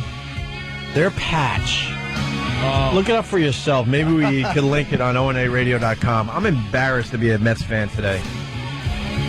It looks like the Domino's Pizza kind of logo patch thing. They're saying it is so cheap and cheesy looking. Yep. It says inaugural season, and then the bottom, third of the patch says 2009. That's it. That's what you get. Amateur looking, and then you look at the Yankees one. That's pretty cool. And it's nothing but class. Yeah, I agree with you on that. I agree with you. And the Mets moving into a new stadium and all that. Change your colors. Just go all in. Completely new look, new stadium, new team. Obviously, they're doing a lot of trading. People get a little crazy, though, with the changing of the uniforms and stuff. They get a little nutty. Remember what happened with the logo on the Islanders? Well, that's... Put the Gorton to Gloucester Fishermen on the... that didn't last very long. I don't understand what's going on with, sports merchandise, but I can't find an Islander hat that I would wear. Yeah. Islander T-shirt that I would wear. I finally found one. It's like I don't wear it because we're the worst team in hockey. No, I actually do. I hang in there. But it's it's the old school Islander logo, and it looks like a very faded T-shirt, like you would have bought it 10, 15 years ago. Yeah. That's the best I could find. Sports merchandise stinks. Oh, for the Especially the Mets. I'll say one thing, and wow, this is going to be tough for some people to hear, but the Boston Red Sox hat is cool. The Yankee hat is cool. Those are two teams I hate. The Mets cap sucks. I haven't been able to find a Mets hat I would wear. They're for girls. You look like you're 12 years old as you walk around Manhattan trying to support your favorite team, and no one understands this in the organization. That is so true. You do look like a little kid. There's so many Red Sox hats in New York, and whether it's a chick or dude, it looks cool. It looks like, all right, look, he's supporting his team. It's a good look. Yankees, same thing. Mets hat, every time you see one, you're like, oh, my God. Yeah. I've tried the black hat. I've tried the old logo hat. The old logo pink one? No, I don't try the pink one. I don't play for the pink team. But the Mets colors suck. Their logo sucks. Their hats are usually a little too small for your head to begin with. Why can't they figure that out? I don't know. If you got the same people that are behind that patch. Yeah, the patch is that explains it. Awful. All right, we got a quickie before we start the music marathon. I want to get this before 9 o'clock because we get credit right up until 9. Let the rest of the staff take care of the other hours. CBS News in Chicago says no such thing as a taint. What? Yeah. Showdown over Barack Obama's Senate seat appears to be over tonight. Roland Burris expects to be sworn in this week. It's a stunning about-face for Senate leaders. 2 weeks ago, they rejected him, saying the appointment was tainted. CBS 2's Dana Kozlov joins us with reaction to today's news. And Rob, Roland Burris was quick to say today that there's no such thing legally as a taint. Oh, that's fantastic. I object. Back to you. I object, Your Honor. Legally, there is no taint. Yeah. How is that? How is that news? How do they say that and not know what a taint is? We should show that bitch where the taint is. Word. Show her that taint. Holla. Here's your taint. Word to your mother. All right, we're out. Yep. We got better things to do than hang out.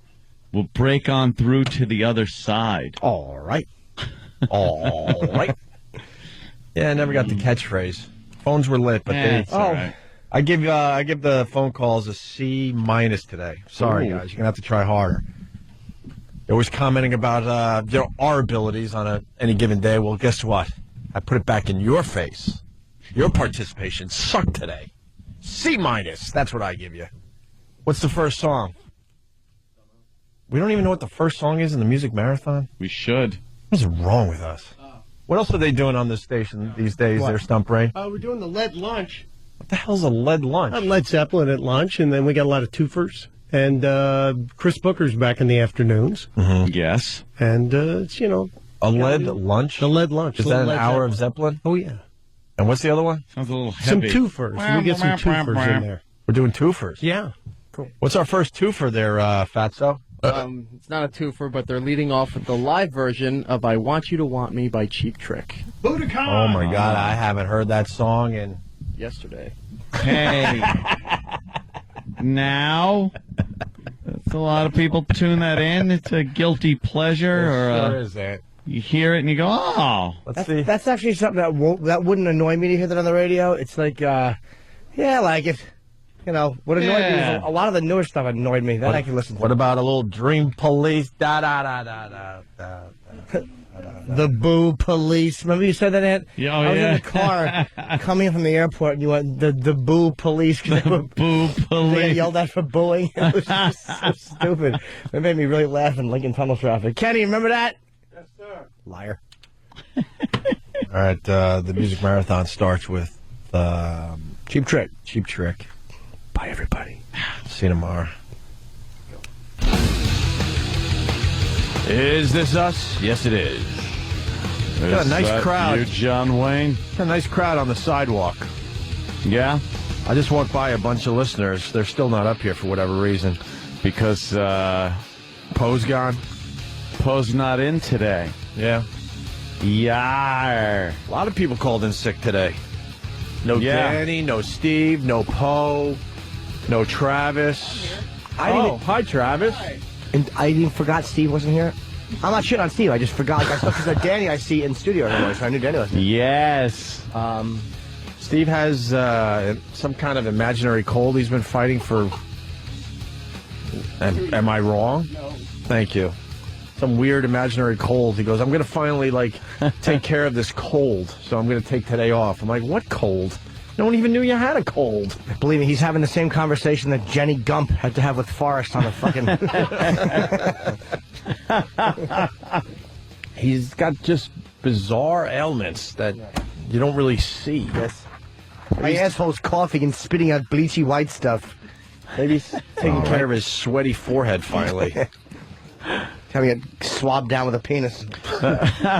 Boy does know how to sweat, doesn't he? He sure does, Anthony. He sure does. Mm-hmm. What are we doing on the XM portion of the show today? What do you guys want to do? I think an equal mix of hijinks, shenanigans, chicanery, nuttiness, racism, sexism, homophobia. No, let's the gay thing. Let's get away from that for a little while. I know we'll be out of our comfort zone, but let's try to do less gay. Less gay, just for a little while. Oh, how you do that? I know it's the go-to thing. Certainly is. Out of our comfort zone. Yeah. Play some music, maybe. I guess. I don't know. That's not a bad idea. Music marathon. I could turn some people onto some music today. Marathon. What do I like lately? Man, I've been listening to some trippy stuff. That goddamn Liquid Todd, man, has turned me on to some weird shit. That zeros and ones. I like Liquid Ass. Well, we're going to be doing some more Liquid Ass pranks in the very near future. I never want to smell that again. What is that, Jimmy? My new BlackBerry.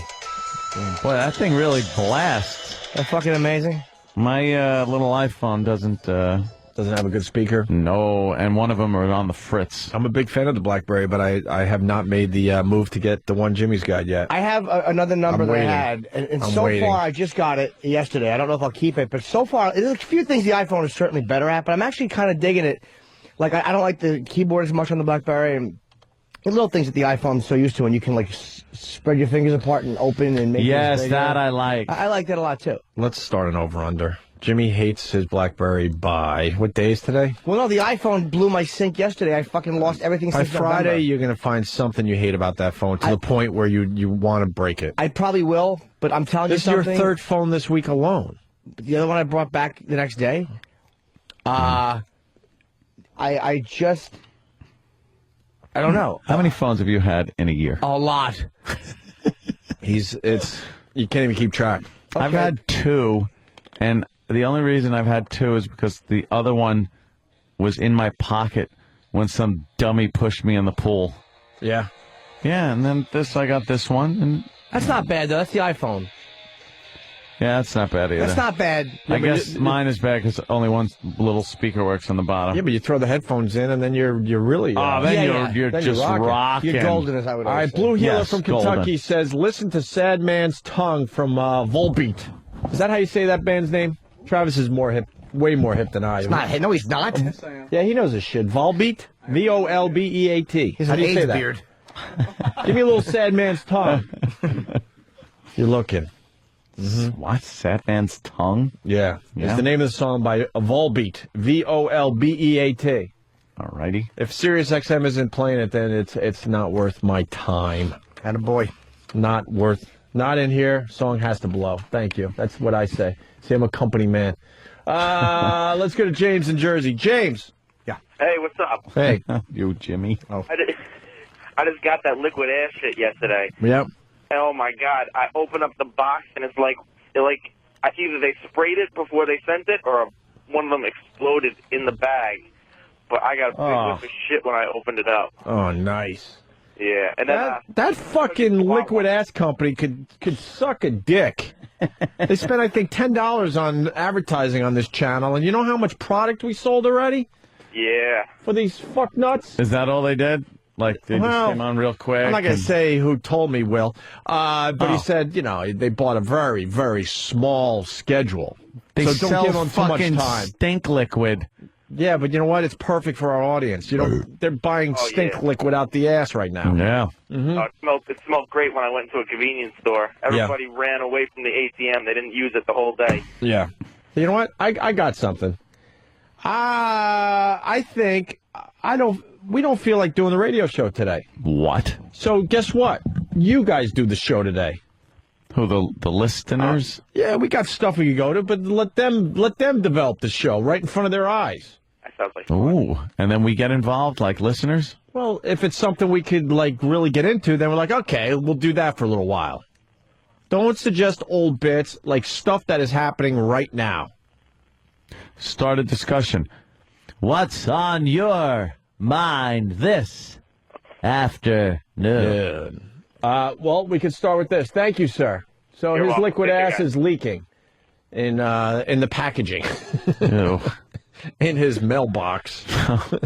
Sure, the mailman loved delivering that one. Yeah. I'm going to start with this one. We got a guy. He writes, he doesn't write because Dear Casey. Marcella, Rhode Island. You guys should watch the video of the show Dirty Jobs. We love Dirty Jobs with Mike Rowe. Yeah. A guy castrates a sheep with his teeth. Fucking unbelievable. No, he doesn't. So let's try to find that, and maybe that's Can't be true. Maybe that's the direction the show goes in today. Let's see what we can develop in front of everybody's eyes today. That can't be true. We're starting with a blank canvas, Anthony. It's freaking me out just thinking about it. What does he do? Does he use a knife first and then just cut the wires with his teeth? Or does he bite the scrot off? I don't know. And let the balls drop out? I watched the horse be castrated. Why would you Jimmy watch Jackson, because Jimmy Jackson used to do it. Yeah. What do they do? Jimmy Jackson used to do it. He is that taking the ballies out? Yeah. Mm-hmm. He would just take a horse, tie up its front legs and push him over. Yeah. And he would just push over. And then when he would tie the rear leg, the rear hoof or paw to the front legs, and then take a buck knife, regular knife, right, and cut the bottom of the scrotum off. Did they like that? They hated it. Really? And then the balls pop right out. Because some of these dumb animals, you do all those horrific things to it, and they're just eating grass. No, the things they're like grazing. He's making noises. Oh, really? Yeah. And then the balls pop out, and then you cut whatever's connecting the balls to everything inside. And then he took a big thing of All right, we found the video, but why holy don't you shit. Then he take a big thing of pause pine that for a tar, second. Right, and slap it on the wound. And that's it? No stitches, no nothing, just pine tar. But does the pine tar go away, and then then eventually the pine tar wears off as it heals from the inside out, and then it just has no balls no more. Huh. Wow, I think I just saw a little piece of that footage of the guy castrating the... Today, this is your radio show. Where are we going? We're going to start with this. So you got Dirty Jobs. You got Mike Rowe. Now, Mike Rowe's a pussy. Why isn't he doing this? Would you do this for the Good TV if they said it was safe and you weren't going to get any diseases? He's castrated. What did he just do? That's fucking horrible, man. You're out of your fucking mind. Get the audio on. What? Thank you, whoever. And now what is he I said shoving your his name thumb already, up but- his ass? This guy has a sexual problem with sheep. Get over here. Yeah, let's start this over. Fucking animal to do that to an animal, that motherfucker. Maybe it doesn't hurt. Maybe it's the way they do I love it. when people say it doesn't hurt the animal. Yeah, go ahead. Try. Here we go. Right. Dirty jobs. Don't let it kick me. I imagine it might want to kick All right, Mike Rowe is holding the sheep. That's the scrotum. How old is this lamb? He's probably close to 3 weeks. Hey, those are the testicles. Those are the testicles. You get in here and you squeeze them out. Oh, my God. What the hell are you doing, man? What in the name of all the... Oh, my God. And then he takes the testicles out with his teeth. Yeah, Lambs are castrated to make sure that only sheep with desirable wool are bred. Healthy males with the right coloring are left intact. Jim, get over here. What happened? That's docking for real? The docking is actually the cutting of the tail. Yeah. And that's... Wait a second. Damn, that's... Okay, now go ahead and flip him kind of up. Sit him on his tail. That way it'll kind of... Like this? Cut the bleeding off. That fucking poor animal. And then while you do that... What the hell? I do the ear mark. Right. Kick that. We're going to go ahead and set him back inside. Put him back down? Man, we deserve everything that's coming for us. We really do. Whether it's fucking nuclear disaster, volcanoes. We so deserve it. Global warming, alien invasion. When it finally fucking happens, the animal's going to be like, about fucking time. What we do to animals, and I swear I'm not an animal guy. Dude, he pulled the fucking testicles out with his teeth. But they wouldn't show this on TV unless it's a very normal practice that probably doesn't hurt the animal that much. I would guess. No, That fucking animal I would guess. is in agony It's when just getting common. bitten off. It's just such common practice that it's accepted. Now they're branding them. This They is bit just Can we get Mike Rowe on the phone? Biting the testicles. Possibly. Because the fucking wool isn't the right color. And you know what, man? Fucking, as much as PETA can be annoying. They are. Yeah, but there is a purpose to them. And it's like, they would fucking be on this guy so fucking badly, they would make the company not allow this dirtbag to bite an animal's balls off because its wool isn't the Yeah, right but then color. you know what your fucking wool sweater's going to cost you? Fuck wool, it itches. You know what your wool fucking whatever you wear is going to cost you? Well, you know what? If we have to pay an extra fucking quarter so that an animal's fucking balls aren't bitten off, then I don't know. Are we that fucked up? Do we need a wool sweater that bad? Holy shit, are we a fucking bunch of cunts? I'm not angry yet because I really want to. Maybe someone can help us out with this. Maybe the fucking sheep doesn't feel it. Like, do I you don't know what it would take to anesthetize every fucking sheep they gotta castrate? It would the money and time that it would take when you could just bite their balls right off. Fair enough, but then we wonder, like, well, how terrible. How could someone run into a fucking innocent civilian yelling Allah Akbar with a fucking bomb strapped to him? And I'm not saying that that's the same thing, but it is the same complete indifference to something else. Well, they don't have the divine spark of life that we have. Exactly. They can't go to heaven. Do you know what I mean, though? They don't get to go to heaven. Only we do. No. It's different, but it's the same part of the brain working. It is the same absolute indifference to the suffering of something else. It is needlessly. really odd that people can do that. And yet, as Americans, we sit around and go, how can anybody behave that way? Oh, look, hold his legs open and bite his fucking balls off. We like the payoff to other people doing our dirty work. Yeah. That's what we do. I love a good steak. I don't want to shoot a bolt through the poor little guy's head. I agree. Mm-hmm. You know, I might not like wool sweaters. Some people do. A nice Van Heusen sometimes. They're not wool, though. They were, what is it? Rayon. Rayon. Jacron. Polyester. Shite. Shite. They were actually Is the there a poles- worse brand? No, it's the awful. They were actually a collection of bitten off sheep testicles that you'd wear. They collect mole hair. Yeah, but if they, I didn't put the audio on. What a bastard I am. Well, Mike Rowe bit the testicles in this same episode. No, he didn't. And I would imagine he wouldn't be risking his career, so that someone had to say something that, look, this is normal practice. No, he didn't. They would not allow this on Dirty Jobs unless they did a lot of research and found out that this is certainly okay in the sheep community. Oh, you Holy give them... shit. I can't even watch it. It's like fucking... Steve's not answering his phone? No. He should still be producing the fucking radio show from his fucking No, he's house. not going to do that. Especially if he has a fucking cold. You give them... Look at the animal. Look Yeah, at, yeah, look at it's the fucking kicking, animal it's- struggling to get out. Oh. He's like, you just bit Come my on, Mike. fucking balls off.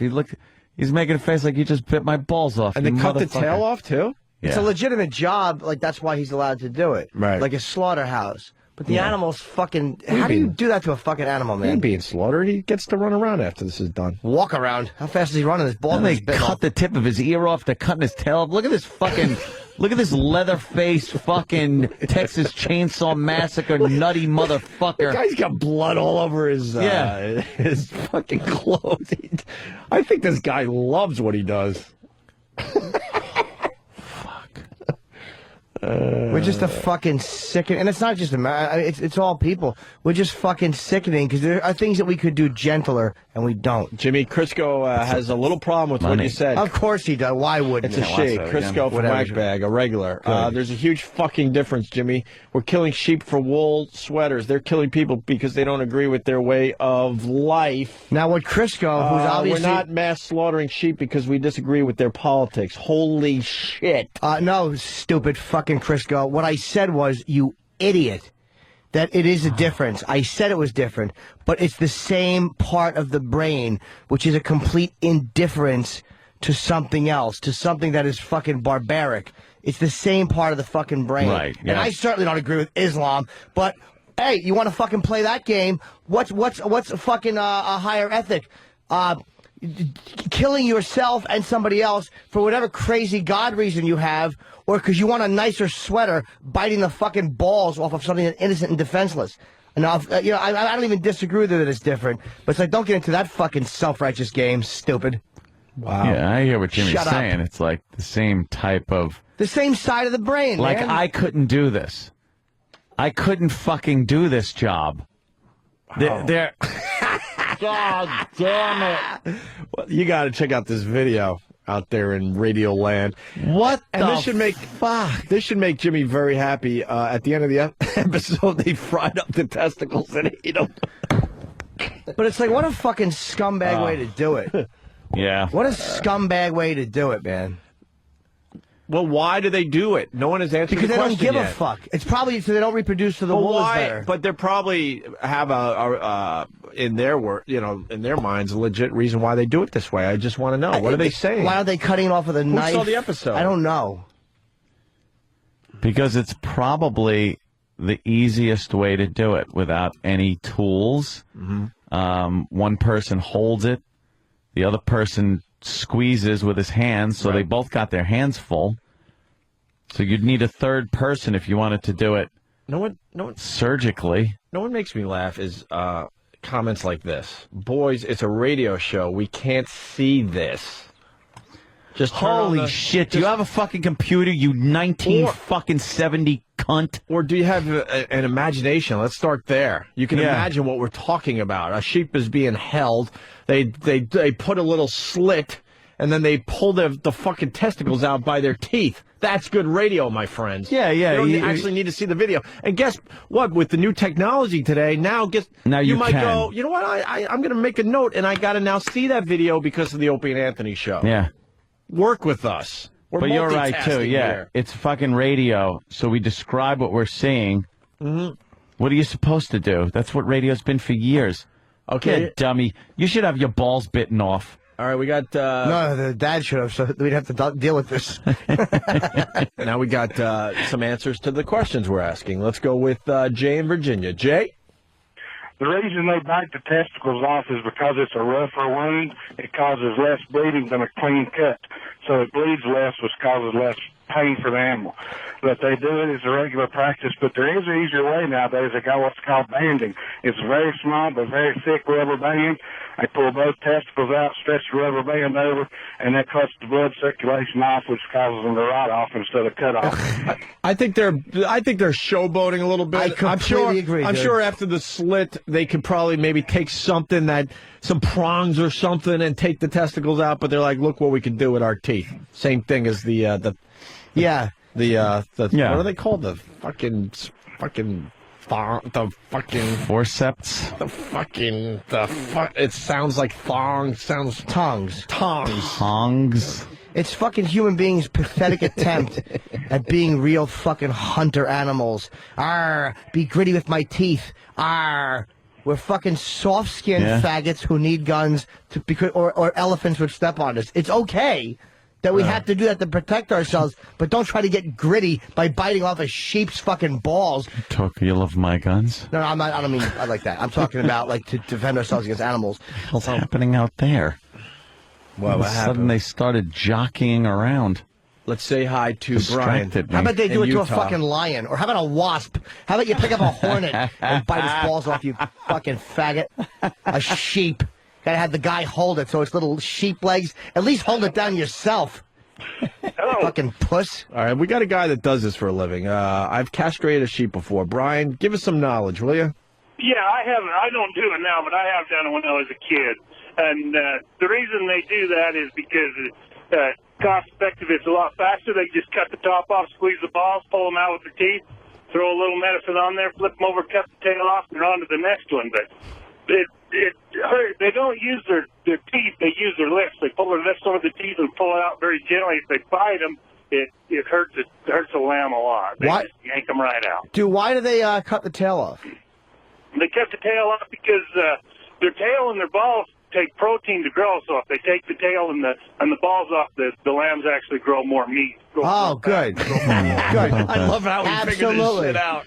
They take the tails off so they grow more meat. Good. You will tell me when you stop biting those lamb's balls off, won't you, Brian? They don't bite the tail, they cut the tail, but actually the ones that are going to keep, they cut the tails off right up next to the skin so they can breathe. Yeah. If the tail's in the way, they can't breathe. So the That's ones cool. that keep, they cut right off next to the lamb. Fucking scumbag All right, thank you, industry. Brian. Holy shit, do I hate people. I know it's the listeners' show today. We're just going wherever they take us, but I just have to break out of this for 2 seconds to say Hillary Clinton is doing her confirmation hearing. Yeah. And that pussy-whipped Chuck Schumer, why is he sitting right next to her during this whole thing? Because he is her fucking lapdog.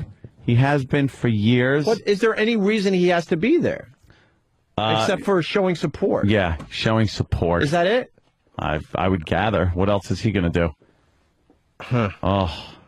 All right, but it's not our show today. It's the listeners' show. Let's go with Brian in Delaware. Brian? Yeah, what's up, guys? Happy birthday, Jimmy. Oh, thanks, Bri.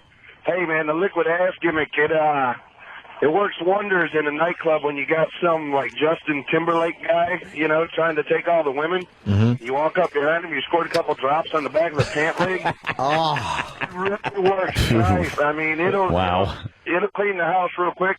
But I was going to ask y'all, why support Liquid Ass when they've been supporting Bubba for 3 years? He's been advertising for 3 years with them. That's why y'all ain't getting the money. Hey, I don't care, Bubba. Actually, that's where they designed the smell from.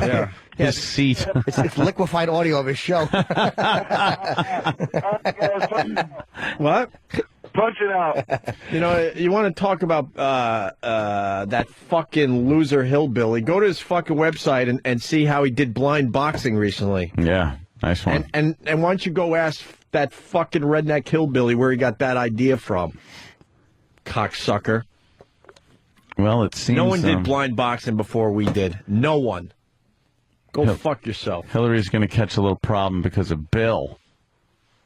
What do you mean? What are they trying that's to the only say? flack. Well, Bill Clinton, in certain ways, he's made money and things like that. But they say she'll skate through. She'll be like, I don't know any Bill Clinton. I don't know.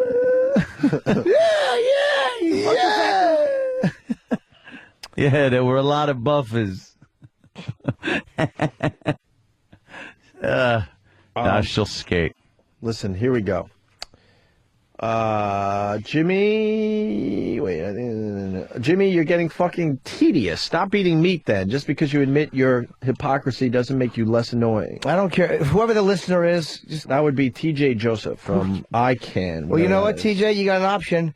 Fucking keep listening to it, stupid. Because I'll say whatever I want.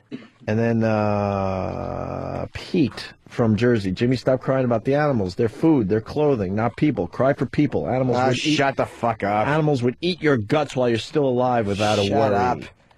Yeah, but they wouldn't bite my balls off and fucking eat my tailbone off to fatten me up. Fucking and bite my ear off. Dumb motherfuckers.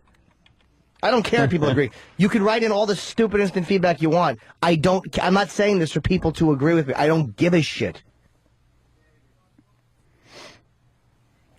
Dude, what's the matter? You don't like to look at the fucking... You don't like to look at at how fucking close to home... What's the matter? It makes you realize that you don't have as much right to complain about when other people are pieces of shit towards other people? Because you see how we act? I couldn't do that to a little lamb, but I'll eat a fucking lamb chop in a second. Those are some tasty fucking... Oh, God, I love lamb chops. Oh. They are delicious. Oh, you ever have a little rack of lamb? Oh, the rack of lamb, they take them ribs and they put the little things on top of them and put them in a circle. And then you just... Oh, it's so good. Fuck them and their balls. I was looking at my steak the other night. I was like, man, I don't want to know what part of the body it came from because they make it look so appetizing, right? Yeah. They should make a law that they have to serve food with the head still attached, and then we'll see. No matter what it is? No matter what it is. Like, even if it's a little piece of steak, it's got a giant fucking steer head on it. And then we'll see how many meat eaters are still out there.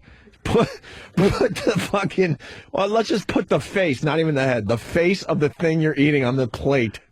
Oh, that I wouldn't bother me at all. It wouldn't bother you? It's delicious. When they put out the whole fish for you and you see the fish head. And especially fish. Who cares about that? I don't care as much about that. You're right. Are you going to get all upset when you're eating a scallop that you're looking at a shell on a But plate? just imagine if they put the little cow face on your plate. Cow face. Enjoy your steak. Stupid thing sticking its tongue up its nostril, sucking snot out of there. Good for him. The chicken head with the eyes just frozen in time as you're trying to enjoy some chicken breast. Yeah, all right, chicken heads are pretty disgusting. What other heads would just drive you What nuts? else other heads we got? What other ones? What's a good one? In fucking Chinatown, when they just hang the chickens up like that. Unbelievable, Their right? heads still on, the beaks. It's amazing. You cut off Best part! Really? You cut a couple parts off the chicken, and now it looks like it's... Everything's fine. It's edible. everything's It's fine. just food. Don't have the little chicken feet still attached or nothing. You don't want anything that makes it look like a thing that was alive. Huh? That had stuff that made it walk. I guess you have to eliminate every bit of what gave it locomotion. Yeah. Get rid of its wings. Mm-hmm. Get rid of its fucking feet. Mm-hmm. The head. And then you just got the torso. Yeah. That's it. Hang that up. Could you eat a like meat and stuff if the face or the head was... Oh, yeah, it wouldn't bother me. Really? I wouldn't want the fucking, fuzzy, rotting steer head near me, but if it's... I've been to, you've been to these dumb theme restaurants where they got a big fucking steer head on the wall? Yeah. With the big horns? That's easy. And then you're eating. You're looking at the fucking thing. Dude, I went back to that place where you ordered the 5-pound lobster because you were pissed off at our agent. I finally went back there. Yeah, it was a good one. And they brought me a whole fish. And then the guy's cutting it up for me, and he goes, you got to try the eye. It's the best part. Or No, it's not. No, not the eye. I'm sorry. The cheek of this certain fish cheek? How do you know a fish has a cheek? He called it the fish cheek, and he says it's the best part of the fish. It was disgusting. Of course it was. I had to try it, but it was disgusting. Yeah. It's like, what the fuck? I ain't eating fish cheeks. No, thank you. More on the castration of the sheep. It's the listener show. Aunt Earl Flynn used to castrate animals. Used to watch any of these interest you, just let me know. Used to watch sheep get castrated as a kid. I think we kind of did that. If you don't want bad wool and sheep mating, build a fence. I like this idea. Alex in Philly. Yo, first time on? Yeah. Happy birthday, James. Thank you, man. If they want to keep the wool pure, why don't they just build a fucking fence? That would kind of solve everything, right? No, that would be very not cost effective because you'd have to put a fence in. Mm-hmm. You got to keep them separated. What, are you going to have separate fucking places for them when they're eating and everything? Fuck that. Too expensive. Bite their balls off. Let's say hi to Arch on Long Island. Arch. What do you say, guys? Hey. How many people to this day still do not eat veal because of that City Slickers movie, Billy Crystal, with that little calf named Norman? I don't eat veal once I found out what they do to get it. It's just a personal choice. I don't eat it. Well, man, what they do to chickens isn't much better. I'm not saying, again, yeah. I just don't eat veal because I never got into veal. It's the only reason. Oh, veal. You like the veal, right, Ant? I like veal marsala. Oh, is that? You eat Norman? I could give a fucking shit. It doesn't bother me. Like I said, if we weren't top of the food chain, yeah, love eating Norman. Something comes down here and decides we're tasty, and we're fucked. To serve man, it's a cookbook. Yeah. All right, let's go to Holly in St. Petersburg. It's the listener show today. We just sit back. We got plenty of stuff to go to, but you know what? We'll try this out today. Holly, what's up? Hey, guys. I was first-time caller. Thank you, Holly. But I wanted to say that this animal talk and everything, last night I watched the show, and it was so disturbing that I survived on the Biography channel. And these old people were hiking in the woods, and this mountain lion attacked the guy, and he's, like, telling his wife to take the ballpoint pen out of his back pocket and stab it in the eye. And they lived, but the thing, like, ripped the guy's head off. The guy died? Or No, he lived. She dragged him up to the road, and she was trying to flag somebody down, and, like, the first guy that she tried to flag down drove around her and sped off. And then the second time, these workers came, and it was like, I mean, she looked like she was like your mom, and she was just, like, so scared. And she says, and I had to poke the mountain lion in the eye with this ballpoint pen. You know, that tests your love. I know a lot of us out there say to our spouse, I love you more than anything. What is the more than anything part? Like, if a mountain lion is attacking your wife, are you going to hang out and try to save her, or are you running and saying, well, I guess the love wasn't that strong after all? You should say I love you more than a lot of things. But everyone says I love you more than anything. Many things. Yes. But the more than anything has never really been tested. No. I love you more than a bevy of things.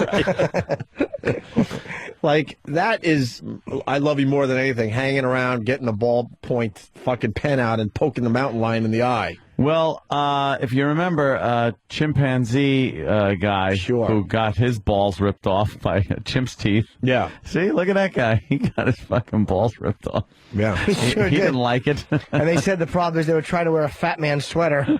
And exactly, look at how we react to that. It's funny. Look at how we react to that. We go, how could they should shoot those chimps. Yeah. All they wanted was some birthday cupcakes. Fat boy and thumbless wife didn't want to give the chimps cupcakes. So the chimps were like, well, you're going to give cupcakes up. And now you lose your nose and balls. I'm a big your full face, your balls, and one of your feeties. I'm a big fan when animals fight back and get the best of us. I love those videos more than anything. But that's a great. Love it. Well, that woman, she jumped in though to try to help out the hubby. So I guess I love you more than anything. That's a ballsy fucking move. I love you more than anything. Yeah, bitter thumb off. Yeah. It cost her a title. She had an 8-year run as best Fonzie impressionist, and she lost because it was 2 days before the competition, and she had to stay in the hospital thumbless. She could only hitchhike northbound. But yeah, it's amazing, like that one example of animals ripping off human balls and how that was front page news. Crazy. Yeah. All right, we're going to take a break. It's your show today. Where are we going next? We'll find out after we hear from what? What are they playing right now? Does it matter? Same promos over and over and over again. Oh, my God. In between our show and Ron and Fez, it's unlistenable. To Steve, who runs the channel. There should be something there. To Steve, who runs the channel, it's unlistenable. Yeah, it's just promo after promo. Promo after promo after promo. Time. And then it's the promos that they started the break with again. It is unlistenable that they can't figure that shit out. I don't know. Anything in there. Fucking music. It's horrendous. Because you want to keep the listenership up, and you want one show to seg into the other nicely. Right. But sometimes at 5 or 10 minutes, whatever it is, between the two shows. It's a long time. It's unfucking listenable. So when I'm driving home and I want to, pop on Ron and Fez, and I turn them on like a few minutes early, and that's all you get. It's like, oh, fuck. Nothing against the sponsors. It's how it's being played on the channel. Yeah. It's obviously filler. Well, find this. Oh, we need 30 seconds. All right, play this promo that just ran 2 minutes ago. Okay, we need another 30 seconds. Play that promo again. It doesn't matter that they just heard that. Right? Yeah, I should put something a little that seems like it would be in there. An easy fix. All right, we'll continue with your show next. Opie and Anthony, blah, blah, blah. JB from Ontario. It's your show today. guys are giving us some suggestions on the instant feedback and on the phones, and then we're going to just run with some of this stuff today. JB in Ontario writes, hey, guys, not sure if you covered this on the FM side, but I heard a funny story on the news last night saying that an Illinois couple was married at a Taco Bell. Oh, yeah. LMAO, only in America, the land of opportunity. Ha ha. And then he has to write, the lucky couple got a free combo. Oh, is that what they got? We do have the story, though. Why would they? Oh, we've loved Taco Bell. We met at Taco Bell. What is it? They meet there? I don't know. Let's find out. There was nothing normal about this wedding in Norm. This guy again. Yeah. Somebody on our staff found this guy. I love when this guy tells us the news. There was nothing normal about this wedding in Normal, Illinois. Paul and Kara Brooks said their I do's inside a Taco Bell. The bride and groom met on the internet. She moved to the U.S. from Australia. He proposed on New Year's Eve. We didn't want to do things in the traditional sense. We're a little bit of an offbeat couple, so we figured we wanted to have an offbeat ceremony, and Taco Bell is the closest thing we have to a church, so this is where we like to hang out. This is where we wanted to do it. It's more comfortable, I think, than most weddings because people are somewhere where they're comfortable. It's not like stuffed into a church or in a courthouse or anything like that. The restaurant got into the act with romantic hot sauce packets and wedding bell balloons. Wedding guests could snack on tacos that go for under $1. The food wasn't the only inexpensive part. The bride's hot pink wedding gown cost just $15. There you go. Are you a fan of the silly wedding, Ant? No. I'm a fan of any wedding. Well, I understand that, but I mean, when you silly wedding, when you see like the scuba divers getting married underwater or getting married in a hot air balloon, or does it just make you go? Ugh? Yeah, it's a gag. Yeah, taking something sacred and turning it into a joke. I'll have a gag divorce. A gag divorce? Yeah, like a scuba diver. And then you give them each a knife, and whoever cuts the other one's oxygen supply gets to keep everything. You bring up a good point, though. Why not the gag divorce? You're scuba diving with the one that she still thinks you're into it, and next thing you know, like some other diver comes out of nowhere with a little message. Yeah. He's fucking his secretary. Go fuck yourself. He serves wants a your divorce. papers. Underwater or something, right? Maybe surfaces too quickly, gets the bends. Yeah. See, people don't think these days. The silly wedding has been done a million times. Do the silly divorce. Now you're talking. Now you're talking some good coverage out there. Yeah, unfortunately, people don't have a sense of humor when they're going through divorce. That doesn't matter. Let's say hi to Don in Baltimore. Don. Is that Don on the phone? Yeah. Don in Baltimore. Go Ravens. Go Ravens. Yeah. Who are the Ravens playing? I'm embarrassed I don't even know who's left in this thing. Is it the Steelers? Yep. Go Steelers. Come on. Come on. But, hey, what about that little baby that got born? I love how we just had a come on thing. Come on. I went come on, and then you went come on back.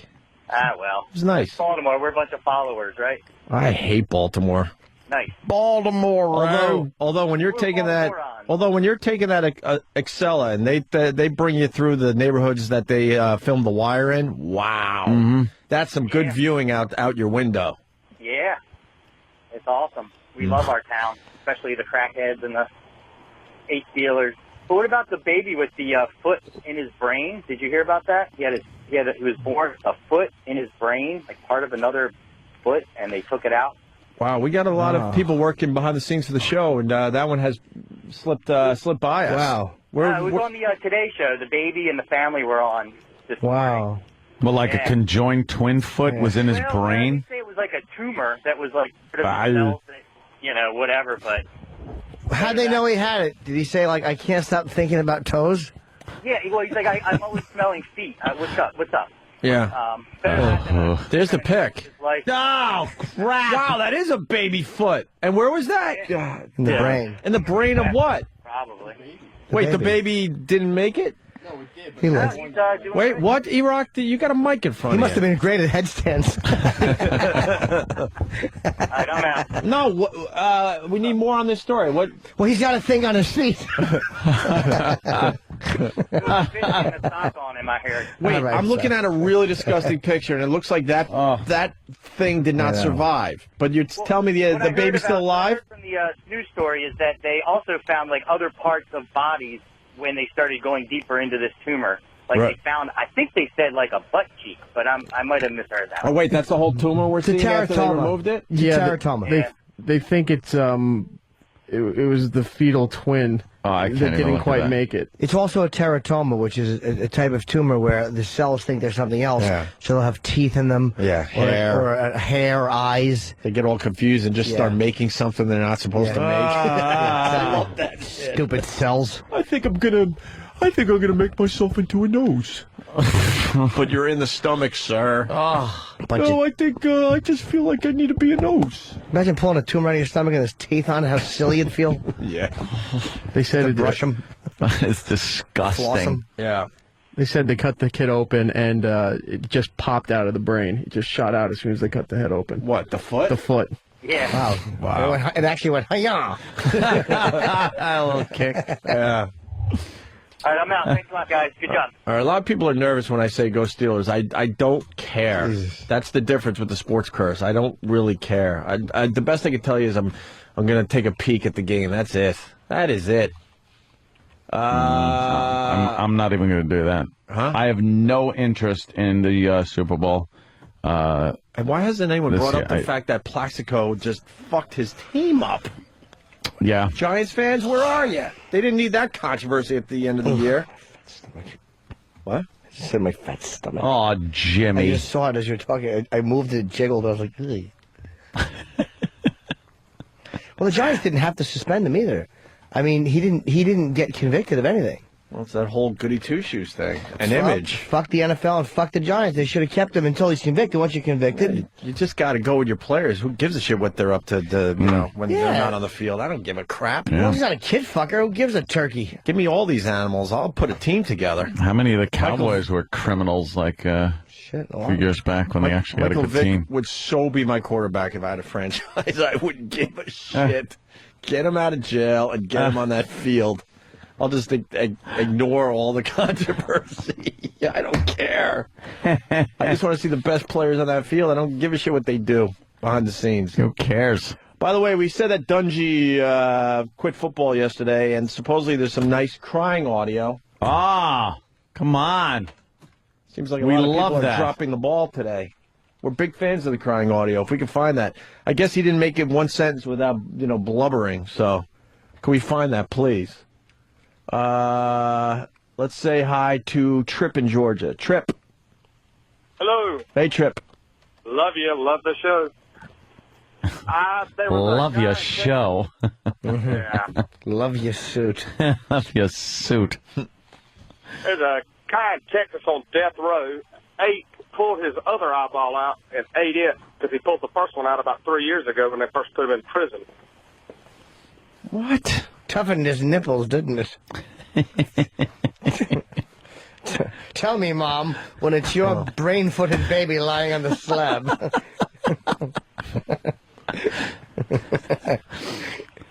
Dummy alert. Dummy alert. Dummy alert. Dummy alert. Oh? Going backwards. Reading from Whackbag writes, Opie, I think Plaxico would have had a tough time playing with that hole in his leg. Well, that... Dummy alert. Dummy alert. That is a good point. Dummy alert. May have been on the disabled list a while with a bullet hole in your leg. I call myself out as far as the dummy alert goes. Mm. Maybe it would have healed. How bad could it have been? I'm going to try to hang in there. Maybe he would have been all right. Wrap it up. For the game this past Sunday. Shoot it up with some cortisone. You know what? I'm not going to be made a dummy yet. I'm thinking he could have played this past Sunday. Yeah? Yeah. Bum. It was a superficial. Yeah, it was. Was it a superficial? I don't even know. That's what they said. All right. Where else do you want to go? Let's go to Brett in Rochester. Brett? Hey, how's it going, guys? Hey. Hey. About last week at a Sabres game, we were playing Ottawa, and Jarko Ruutu of Ottawa went and bit Andrew Peters of the Sabres. It was fucking ridiculous. Like, there's a whole video of it on YouTube. It's you can not just go ridiculous. Buffalo Sabres bite and find it. Is that allowable? It's not ridiculous. Hockey it's should not. In allow fact, this. the funny thing is, we got the Sabres got a what the hell is it called? Unsportsmanlike penalty because he got bit and started waving his hand and started freaking out because this ain't fucking boxing. We're not playing Tyson. Right. Hell. I think they should allow biting in hockey. Because then the shock of the players, did he just fucking bite me? And then you would get bloodier fights. And that's all. I'm all about the bloody fights. I don't care what it takes to get the fight quota up. I'm all about the fights. And he got suspended? Actually, I don't think he got suspended. In fact, the Buffalo Sabres got the penalty for that whole entire incident, which I was pretty pissed off about. Yeah. All right. Thanks for bringing that to everyone's attention. I did read about that. I didn't think it was worth bringing to the show. But it is your show today, so. Yes. Hey, Dungy did not cry. I'm getting a Ron and Fez spy report. What the fuck? He didn't shed one goddamn tear, but the owner of the team did, according to multiple sources on instant feedback. Well, that's different. Hence why the boys did not bring the crying audio to our attention. All right, in between trying to figure out where the listeners want to go with this show, we got this uncomfortable moment from a news program. And a naked intruder named Michael Dick is under arrest after barging into an elderly woman's home. The 88-year-old homeowner says at first she wasn't sure what to do when Dick walked right in through her side. Hey, laughing at Dick. Someone's calling you out, Ant. Tell Ant to quit e-trading and join the show. It's apparent the show is his second most important task right now. Is that true, my friend? No. Are you e-trading? No, I don't even have E-Trade up. All right. Who the fuck said that? And somebody that doesn't want to leave his name. Who is it? It's 540, the whole number thing. Go fuck yourself. Go fuck yourself is his The answer. listeners sir. pop on. If they got shit to say, what am I supposed to have a genius fucking response to everything you stupid fucking listeners call in with? You've sucked shit. We leave the show to you for a while, and your subject matter sucks. You're supposed to make gold out of what? Am I an alchemist? Make gold out of shit? Fuck you. You don't like it? Leave. Well, they know you e-trade from time to time, and they thought maybe you were e-trading. That's all. What's the market doing? I don't even know. Down 1,500. What happened to our 9,000? It's Why are we pushing that went away. 9,000? Oh, that went away. Now we're right around 8,500 today. That's good, right? Yeah, That's all right. that was up 20, so not got much action. We're hanging in there. Yep. I just read my. I think the crisis is over. I think you're right, and I'm starting to go back in to get some of the money back, and I don't know what to do yet. Metal Tires. There's a company that specializes in metal tires. Metal tires? Yeah, and I feel they have a big future. Yeah. Because people like the sound it makes when you go over a curb going 50 miles an hour. A metal tire. You know how unpleasant they would be in potholes? The Metal Tire Company, yeah. Yes. Clang! Oh, would that hurt your back? Your head on the. Because I want to take all these stupid cloth inside of the car and just have metal cars so people are comfy in their seats. I don't think you'd get much traction. I think you'd slide on the ice. No, I mean, you'd practice. All right, that's something to look at. Metal tires. So they're heated too. Oh. They're heated tires. Oh. The long plug. I want a billion. Your idea stinks. I want a billionaire that just has obviously all his money to burn to come up with like the most ridiculous product ever and insist, no matter what the people around him say, no, we're going to do this thing. How about this? A car that explodes if you slam the door too hard. And you just insist. You make them. You have them just sit. Have them sit at the car dealership. Oh, and you tell everybody what the deal is. But it's the car only costs $10 or something. But you don't care because you got money to burn. Yeah. Or the trunk of the car, you open it and it's just a toilet seat, and people will be like, "Well, I don't want to use the bathroom in the trunk of my car," and like, "Well, it's not an option. It comes standard." And there's an open hole over the road, so you're just shitting onto the highway. You signed up for this too, It's in the small print. You have to shit out of your own car. And it's freezing because it's cold out. Yeah. Trying to make a dookie. I like that so far. Yeah? Yeah. All right. Or a car with the steering wheel right in the middle. Yeah? Like right in between the passenger and driver seats. You have no room for anything except you have two giant buckets of marbles. So when you make sharp turns, they make that marble in a bucket sound. Two giant buckets of marbles. You have to move them when you get in and out of the car. It'd be so inconvenient. That would be so inconvenient. Yeah, 30-pound bucket of marbles. And you're sitting in the middle. Yeah. Oh, I wouldn't like that. Yeah, so you have to put your arm in the marble bucket. They try to relax. What about your passengers? It's a two-seater. There's you, there's the marble buckles, and then behind you, there's a fucking, there's like 5 toilet paper dispensers and then a seat for your passenger. That's what you do. And fucking, you have like gun ports on the side. I don't think it's going to sell. Your passenger can jerk off out the fucking passenger window. Someone's taking my billionaire idea, and God, I hope we could say this without getting in trouble, because, you know, all we try to do here is tell jokes and make people laugh and forget about their misery out there. Redding from Whackbag writes, Opie, a billionaire has already done what you're talking about. It's called Howard 100 and Howard 101. Ah. Is that too far, or do I get the email? Nah. Let's play. Fine. Do I get the email? Do I get the email? No. Or the phone call? And then somebody needs to find this for us. Blake Daly, he writes, hey guys, Google Cambodian Midget Fighting League versus Lion. It's an old story, but I've never heard you guys talk about it. Did we talk about this one? This one I think is bullshit. I just heard about it on the Ricky Gervais podcast. Please find that and discuss. So we'll see if we can discuss that. I'm pretty sure It it's is your show bullshit, today. though. All right, let's find out for ourselves. Anchors have trouble getting through stories. That's where we were. Yeah. So I don't know where the trouble is, but we'll find out. And a naked intruder named Michael Dick is under arrest after barging into an elderly woman's home. The 88-year-old homeowner says at first she wasn't sure what to do when Dick walked right in through a sliding glass door and began pushing her around. I thought it was somebody I knew, but then seeing him without clothing, you know it's nobody you know. I kept saying, no, no, no. And then I said, Holy Mother. And then I said, God. And he stopped. And that's when I reached around and grabbed him. Reach around. And the old reach around. Nice. Yeah, well. That's a trooper. No kidding. And police say she grabbed him in the testicles because she remembered seeing a story on the news where another woman did the same thing in that situation, and she survived. It worked. Dick ran away. He was caught a few minutes later after the homeowner called police. He ejaculated at her forearm.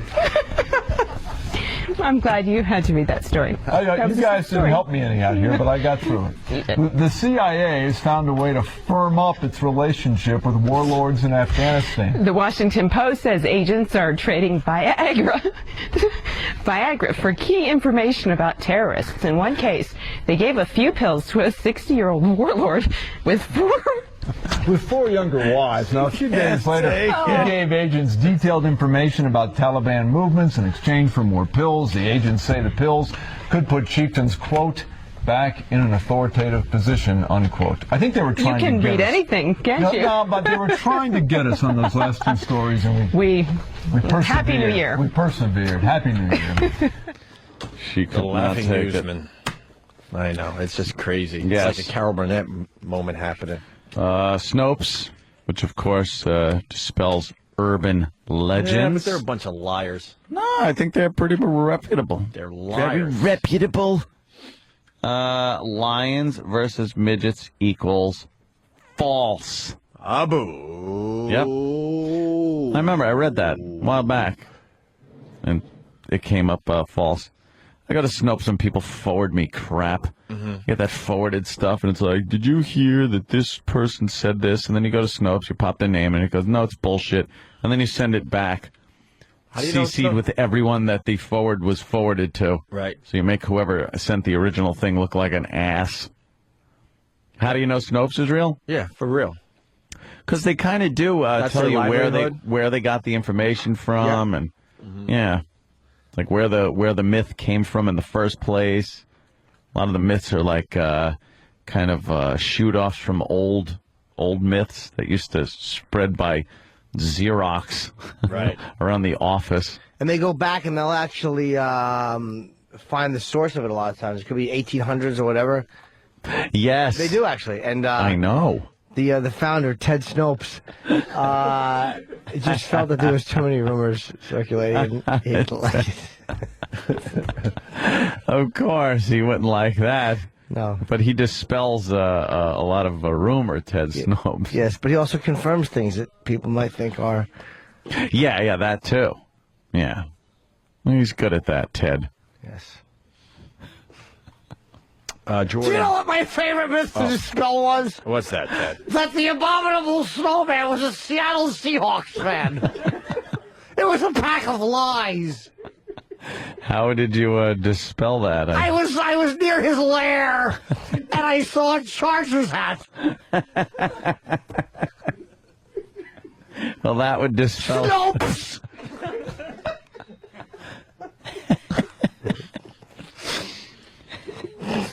Is that your last name? It's my nickname. Oh, Ted Snopes. Yes. Because you said what your last name was once before. Yes, but I don't remember. I didn't either. I was hoping you would. I'm forgetful. I was just trying to see if somebody does have it. Yeah, I'm sure someone does. Yeah, idiots remember everything. Except that, maybe. You know what it was? I would say nopes a lot when I was a kid. Like, they would say, hey, you want to go out? Nopes. And they would go, oh, good. Ted's nopes again. And I was just trying to stay.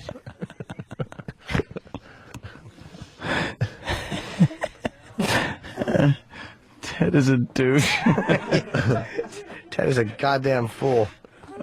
My name is Ted Scheckler. It's a Scheckler? No, It certainly is. I don't think it was Scheckler. Well, you think what you want. I'll just spell it. No one's got it. Ooh. Ooh. Ooh. Also, do we have an update on Howie Mandel? People are asking. Our friend Howie was rushed to the hospital, yesterday? Or earlier this morning? Probably yesterday. Up there in Toronto. And has an irregular heartbeat. False!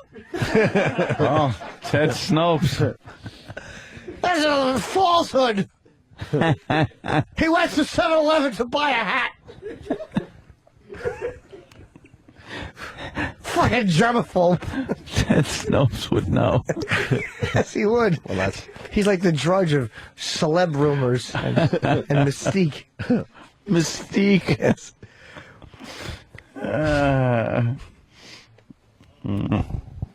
No one's got that. I can't remember. It's bugging the shit out of me. It's Scheckler. Was it? Ted Scheckler. Yes. I thought it was something. It was probably some other dumb character's name. Of the Schenectady Schecklers. Someone say Marv Gresto? No, that was the name that Colin gave me on fucking Tough Crowd. Oh, right. When I did a sketch with him and Will Ferrell. Will's name was he's the hotshot lawyer. I think his name was Pete Jackson. He gave the worst names, and his name's Pete Jackson. I didn't know it was like really overacted. And he goes, and this young lawyer Marv Gresto, and it was me with my hand on my hip.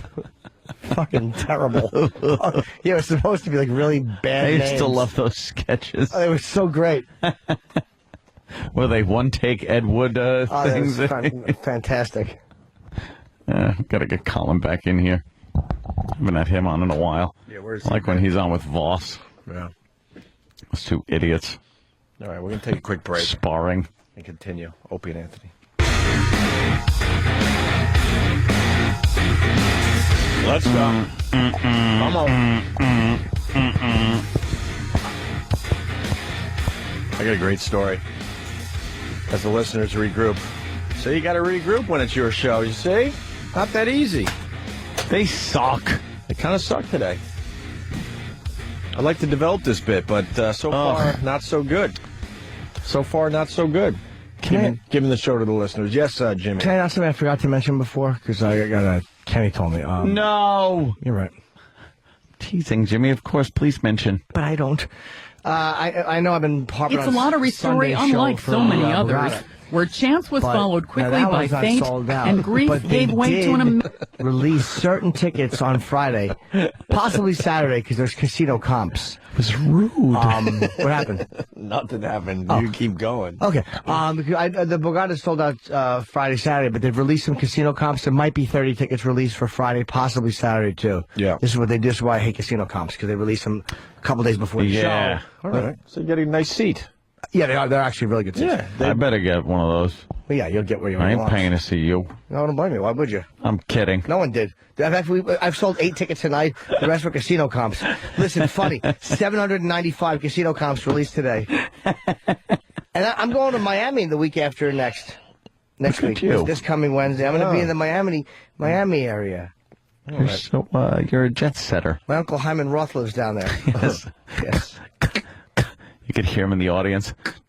Where do people go these days for your dates there, Jimmy? Only Make it MySpace, because easy. Eat a Bullet sucks a dick. I'm having it redone. All right. Because that fucking Accurate Imaging Company, I asked them to do stuff. I couldn't send out mass emails. It's the horrendous experience I had with them. Jordan from Pittsburgh. All right, if it's our show, they're calling us out, Anthony. Yep.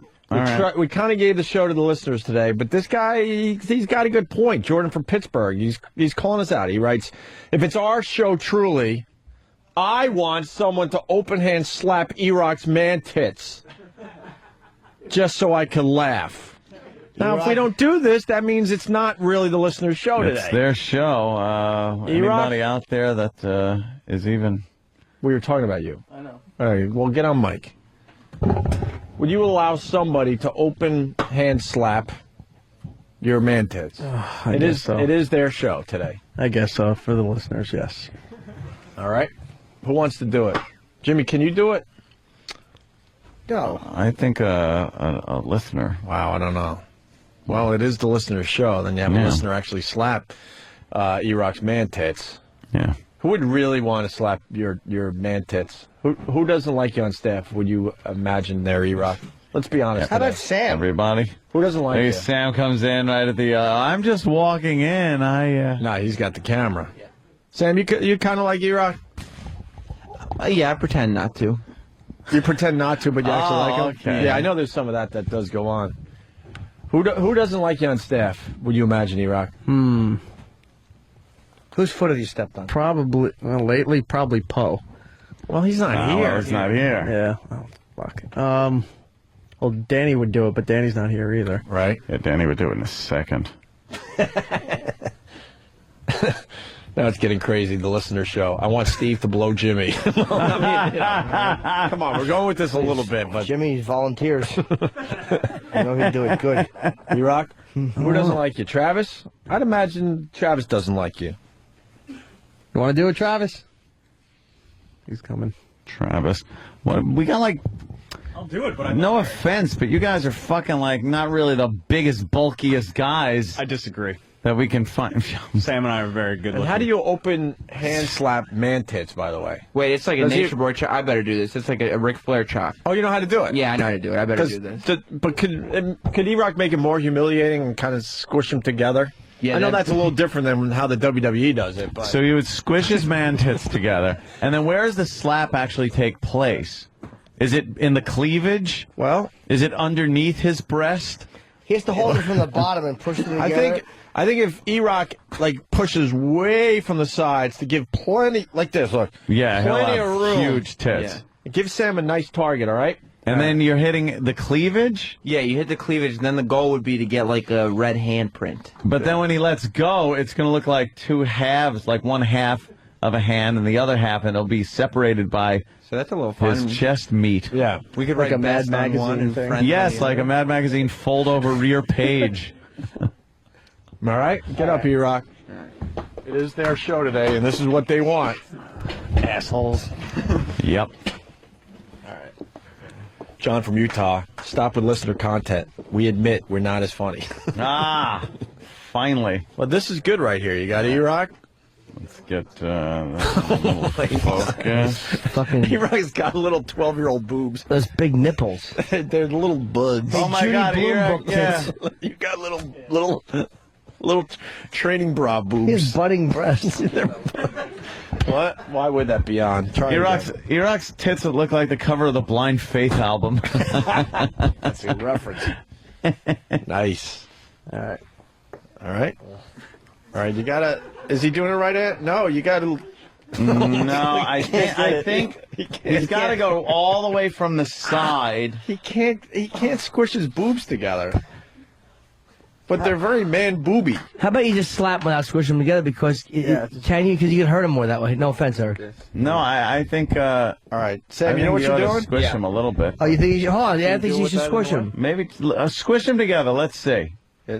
What? Squish them together. Answer squish them. Is there room there? Can you tape them?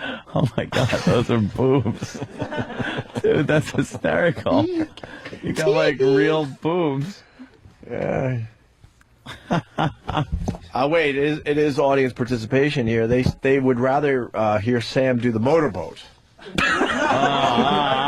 That I don't know how to do. Fair enough. Hey, the audience is cheering that. I hear them cheering in the background a little bit. What do you say, Sam? No, because we got to get somebody for the radio. Attaboy, Sam. For the radio. Sam's a good kid. It's not gay if it's for the radio. Iraq, don't cover up like some fucking rape victim. Like, yeah. Or like some stripper between songs. Yeah. Like they got some kind of fucking morality. Yeah. I don't like this song. Oh, could you eject this? And they cover up. Yeah. Stop. What do you say there, Iraq? Would you let him motorboat you? I'd rather just take the slap. Iraq, when'd you let yourself go? Like, is it the holiday? Was it the holiday thing? Or life, either one. No, because he was like, he lost so much weight, and then you just fucked it all up. Yeah. It happens. All right. I say we do the motorboat, Sam. What if we do the motorboat followed by the slap? That way all the listeners are happy. Yeah, Followed by true. the slap? Yeah. I'll wheel and deal with you. You do a good motorboat. You get to do the karate chop slap thing. Sure. Excellent. Why is E-Rock laughing? He's warming up. Exactly. How's it going to sound there, Sam? Let me see your... Oh. Okay. Way to get the gay out. I was going to say, just keep telling yourself, by the way, this is not gay. This is not gay. This is not gay. Here goes Sam. He's getting close to him. E-Rock's man moves.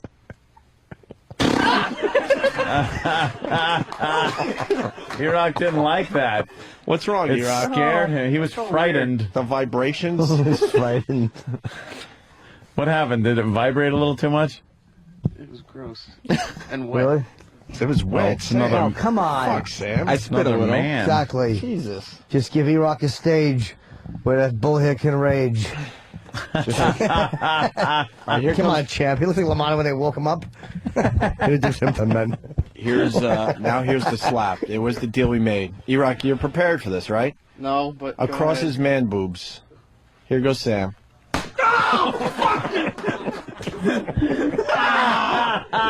Did it hurt? Can that stop a heart? Maybe we should test drive some of this Nah, shit. not an open hand. Oh, wow. Let's see. Please tell Is me it there's a all handprint. red? Yeah. Wow, I think I see a handprint. Wait, come under the light. I want to see the handprint. It's like I'm sunburned. Holy shit! Yes, I can't see it, E-Rock. Look at that handprint. Show the Wow. audience. It's like hypercolor skin. Show the audience. Go into the light near the I audience. can't see. You should have done it on the stomach. No, you can see it. Oh, there's a fucking light. You want one more? Hey, E-Rock, could you hit one of your stomachs? I can't see it. Yeah, I can see the You should put it on your handprint. stomach. That's pretty Yeah, close. let him do one in his belly. Well, we know it's actually not our show. It's the listener show. Does any- Listeners are saying they want him to hit him in the belly like that. Oh, wow, that's rough. The listeners. Is there any way I can hit him in the face afterwards? With your dick? What? You have a handprint. You have a handprint on your chest. How'd that happen? That's pretty good. Exactly. Wasn't looking where I was going. Why is it warm now? It's like I'm having a breathing problem. Don't say that. No, I'm not. But you know when your lungs get really raw from Like if hacking you're and swimming in a coughing? pool or something and Yeah. you inhale and Well, it's probably the reaction. You brought up some of that old air when you went, ah! old air, And a old, sandwich. old food. Yeah. You ever And bring what? up- And you ever- what? And a sandwich. I heard you. A lot of people saying the slap was amazing. That's great. It was a good sound on the old radio. Yeah, they liked that one. It's safe. They do it in wrestling all the time. All right, let's say hi to Tugboat. wrestling move. Thank you to E-Rock. Thanks to Sam. It was just for the show, Sam. Tugboat. Hey, guys. Thank you. Good morning. Hey, I'd like to make an observation about fat ladies and spandex. Yesterday, I was at Walmart, and it's about 22 degrees down here in Indiana right now. And this lady was wearing a tube top and spandex that just barely came to her knees, flip-flops, and nothing else. And let me tell you, gentlemen, if I could have taken a picture and sent this to you, it was something to behold. Now, this woman... I can tell if she's hot or a pig right now, the way he's describing her. Fat woman. Oh, he said fat? She a great big fat person? Yeah. 350 pounds if she was an ounce. Frederica Bimmel. And guys, the Miss reason I'm a big Miss fat Lippman was in the tub. so I know. Oh, is that what she was? Yeah, I finally figured that out. Oh, it was that disgusting mess in the bathroom. Was it Miss Lippman? It was Miss Lippman. I'm pretty sure. Miss Lippman. So you don't like when fat women wear the spandex? What's that? Well, the thing is, fat people can dress appropriately and not look so Yeah, bad. they wear a pig But mask. This fat lady had ding-dongs, cupcakes, and I think a couple of pies. Wow. So, I mean... A couple of give me what? a break.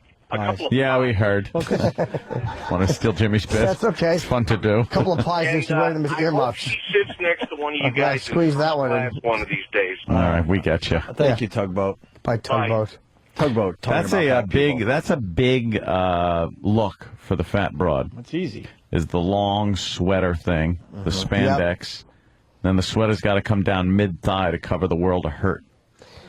Yeah. Hey, someone has suggested anyway that E-Rock, would you be up for this? Tim in Jersey, you want a great slap? Try a sneaker sole on the stomach. Holy shit, you will read Reebok in reverse. Radio gold, my friends. Would you take a sneaker to the belly? No.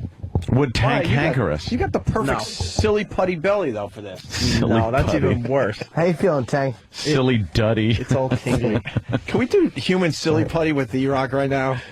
Yeah, let's see if his Can we- belly will pick up a comic strip Yeah, let's get on a the comic newspaper. You got to moist it just right. Silly dummy. Silly dummy. It's just- We need a comic. any is your color favorite picture. comic? Try to get Obama on the front. I like Ziggy Ugh.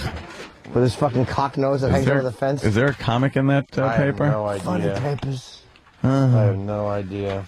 He puts his belly on the funny papers. I hate fucking Blondie. No one likes Blondie. Dagwood. Dennis the Menace. Oh. Here's your choice. That's it? Dennis the Menace should go to school in Columbine. That's the modern day Dennis the Menace. Wow, True menace. They're really cutting down the comics. You got Garfield, Wizard, Rhymes with Orange, Mallard Fillmore. Rhymes with Bunch was my idea. No paper would pick it up. So I featured a different woman every week. Dennis the Menace or Non Sequitur. Wow, that's it. What about the Daily News? We got to get a bad one. We got to get like a Beetle Bailey or Steve something. Marmaduke. Yeah, one of those dumb ones. All right, or we could do Argyle's. Wow, I haven't read the comics in a while. I've never heard of half of these. Okay, I got Close to Home, The Flying McCoys, Lockhorns. That's a That's classic. a classic. Marmaduke is in this paper there.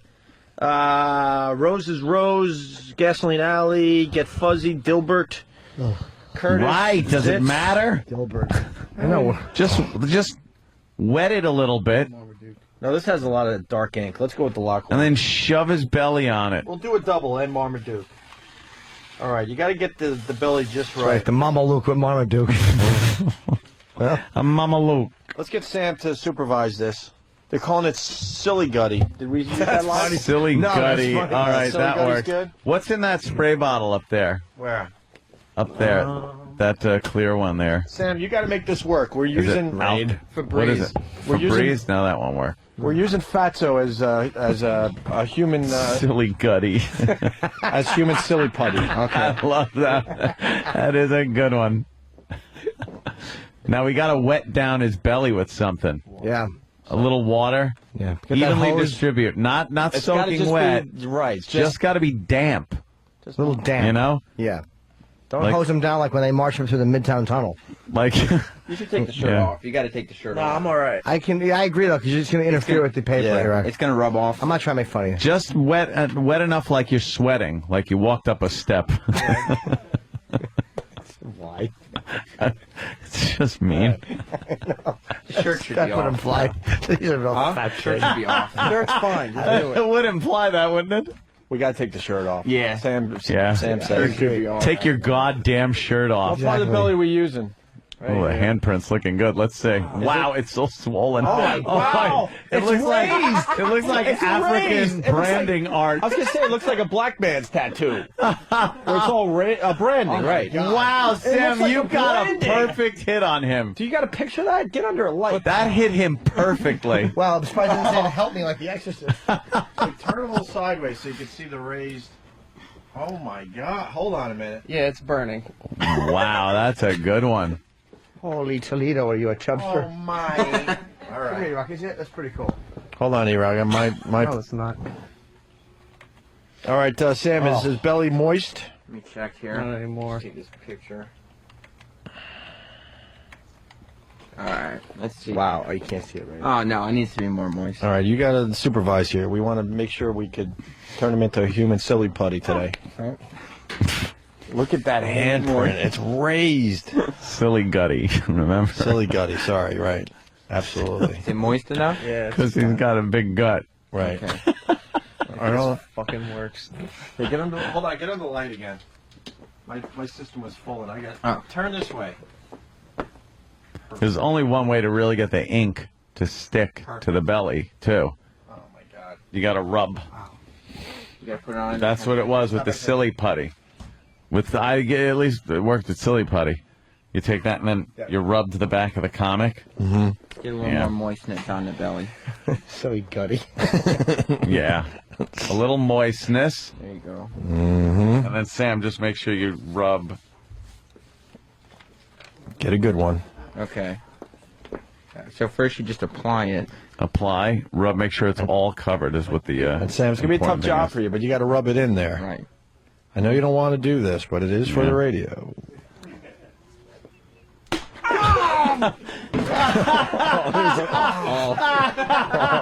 Shit. I told him to do that. Like, rub it. Smack him in the belly. I was just trying to rub The E-Rock, ow, is one of the best screams ever. Did E-Rock belt you hard? Whether it's his armpit hair being ripped out or him being slapped by some bitch or, Sam. You make a great scream there, Yeah, E-Rock. Let me see the belly one now. Is there part of the comic on there too? Yeah, it is. Yeah, there's the square outline. It ripped. I slapped too You hard. slapped it. Do you know, I just now realized that the Lockhorns is named because they lock horns. No, you didn't just realize that. I swear to you. See, because you'd have to be a complete retard. I never understood that meant the Lockhorns. You know when you lock horns, you're I arguing? never got that. I What did you swear to think? That was just their last name? Yeah. All right. My favorite was Family Circus. It wasn't really a circus, though. Or a family. That guy was a kidnapper and a pederast. He ran the biggest pedophile site in eastern Sweden. The little lad was always trying to find his way home. All right, very good. We got one more thing to do here. This is one of my favorite stories of the last few months. Right here, This is what you get. I saved this for this very moment. It's a lottery story unlike so many others, where chance was followed quickly by fate and grief gave way to an amazing discovery. That's Charlotte Peters, and that's a golden lottery ticket she almost threw away. Her husband had bought it a couple of months ago, but died of a heart attack that same day, Jeez. never knowing the ticket was a big winner. My husband had purchased it on November 1st, and he had a heart attack on November 1st. And Whoa. You keep believing in your God. Why God got the ticket first? He bought the winning ticket. And then dropped the same. Oh. What are the odds of that? It'd be fucking 10 to 1. Where's our math majors out there? What are the odds? Figure out the math on that equation. Winning lottery ticket, dead from a heart attack, same fucking day. That's unlucky lottery. Yeah, absolutely. And this was drawn on the 2nd of December. His wife didn't know it was a winner either and put the ticket aside during weeks of mourning until just recently. I was on the verge of throwing it out, and I was in the grocery store, and I asked to have it checked, and they told me I was a winner. I had no idea how much it was. She now knows that ticket is worth $10 million. Donald Peters was a retired factory worker and had been playing the lottery regularly for 20 years. Oh, 20 years. He buys the winning $10 million ticket and drops dead. He never knew it. And he never knew. That's the key, because that could cause a heart attack going, holy shit, I won. Oh. Could get your ticker going a little too fast, right? That poor bastard. That's right. Sam, Smacking Eric is ready if you want to hear it one more time. All right. One more time. How amazing is that story right there, though? That's yeah. That's a unlucky lottery / sucks to be you / God doesn't like you story. It's common, though. There's no God. I'm a man. I'm a man like you. My name's Fred. Pat in Tennessee. Pat. Good evening. Good evening, Pat. What's up? Happy birthday, Jimmy. Thank you. I can't wait to see you down there in Miami on the 28th. No, it's the 20th. Oh, the 20th? I thought it was Wednesday 28th. Whatever. Dunce. Oh. Cunt-face shit dick. What about getting E-Rock to gargle some of that ass spray? Nah, that might get him. That might get the spray sick. No, that might get E-Rock sick. We can't do What's that. the worst that could happen? He lose more weight? E-Rock, would you No. put a few drops on your tongue if it's safe? No. If it's safe. No. Of course it's And not safe. How do you know? Let's look at the Is it packaging. safe? Yes. I'll say for flavored. They have to have... No, Dude, it's not safe. a fine... Very dangerous. A fine company like Liquid Ass, they would keep it safe. Of course. I mean, if you're trading this on, down there on Wall Street, what do you got, Sam, on the Liquid Ass? I think it's safe. It just says, do not ingest. If accidentally ingested, drink 2 glasses of water. Ah, So we'll just get some water. that's See, no. that- They would say, don't make sure you. Yeah, you can do this. You don't even have to call poison control. Do 2 drops to your tongue. No. 2 lousy drops. 2 lousy drops. 2 lousy drops. Or what if you put it on your tongue and then spit it out? Come on, E-Rock. I tell you, the tongue may dilute it, though. I don't mean the drops, And we'll sweetheart. have water standing by. 2 lousy drops.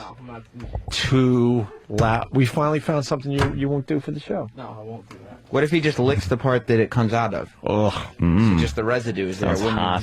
How about if he sprays it on his wrist like perfume and then applies it to his neck?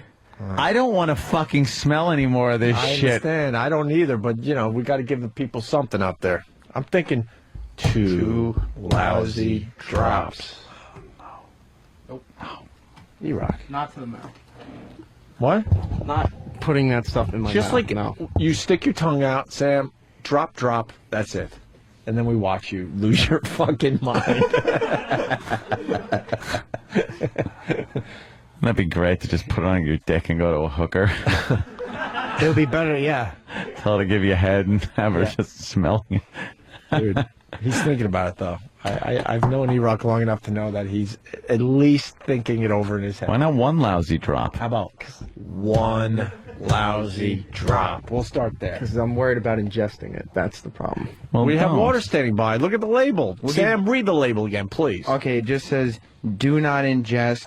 If accidentally ingested, drink 2 glasses of water. That's What it. if it's purposely ingested? That's it. Drink 3 glasses. I don't And they know. probably mean if you take like a shot of it. Yeah, like 1 drop, if you just went drop on your tongue, smush around your mouth, then go puh, puh, spit it out, fine. oh yeah. then you just have the shitty Dude. smell in your mouth. This is a reputable Called company. Any day of the week. Kidding, that's not necessary. No offense, I'm taking. Lousy drop. always thinking about it. God, I love this kid. I love this You kid. can't say none taken. I know. I don't know why I can do Dude, that. get the video camera. I don't trust anyone to You would put that in my I mouth. will allow you to do your own drop. It's got to be But safe. we all will look and go, okay, that was fair. It's got to be safe. They have Everyone a has done website. the eye drop thing, so you pull your tongue out and give yourself a drop. Water standing by, video camera standing by. Cocks out. Okay, I'm in. Oh my God! Here he goes. Oh. All right, Sam is running for the video camera. This will be part of the E-Rock video series. I mean, you did the Cinnamon Challenge. This is nothing compared to that. They wouldn't possibly have a product where you could, like, you know, have a real medical issue. Taste. Hey, get E-Rock plenty of water, and don't take the water away from him. We gotta play this safe. That's the dropper. Have those two. Thank you. Yeah. You want to do it in front of the audience? Yes. Well, do you think? Hold on, Eric. Do you want to hold the water, or do you want Richard Dreyfuss from Jaws to hold it for you?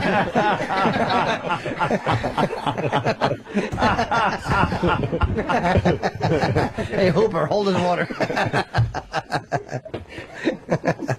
All right, E-Rock is a real trooper today. E-Rock, they got to see you out there. Yeah, let We do the visual bits for the people that are. They're all guys. We do it for. Oh, he just smelled it. He's not happy. Is it bad, Eric? How bad is it? How bad is that? It smelt worse, but like when you first open it, it's like when you check on a diaper. It's, All right. You want to do it in front of the crowd, E-Rock? No, screw them. Yeah, you got. Oh, come on. See, we need the audio, E-Rock, sweetie. come on. Yes. Yeah, audio. Your fans are waiting. Of the crowd going, ooh. Come on. I'll go over there with you. Give me a mic. Yeah, we'll all Got a mic go. over It's there? your whole team thing. E-Rock. You just. I need headphones, though. Yeah. Head. This asshole go. All right. E-Rock, everybody.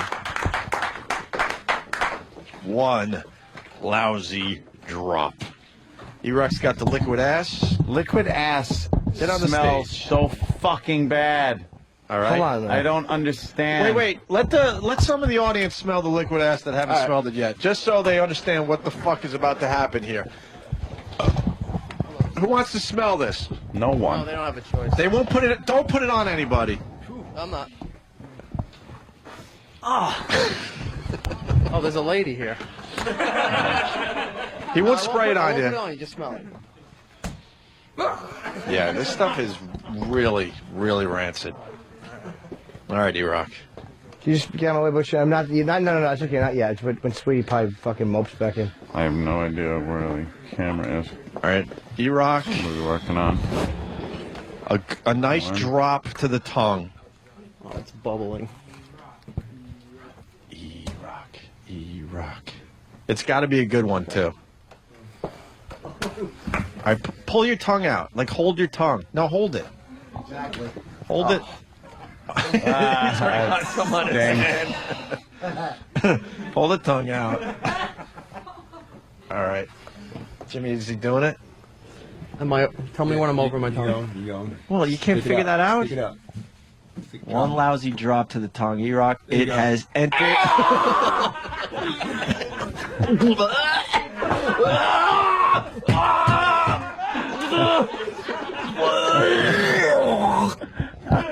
How's it taste?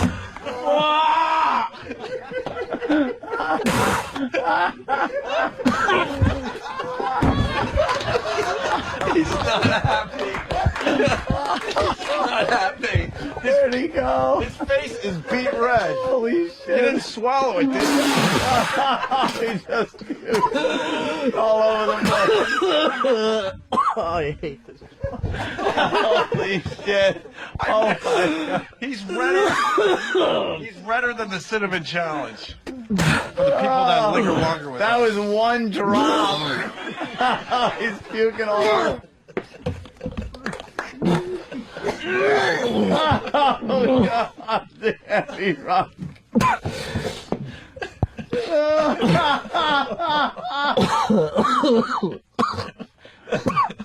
Oh. shit. I'm all wet. You all right? Yeah. Is the taste still in your mouth? He boofed so bad. Is the taste still in your mouth?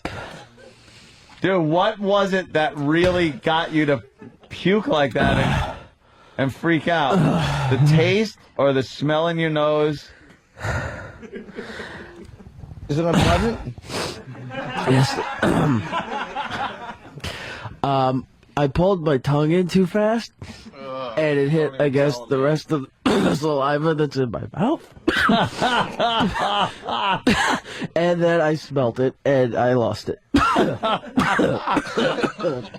is that fantastic? Try drinking some more water. One more drop.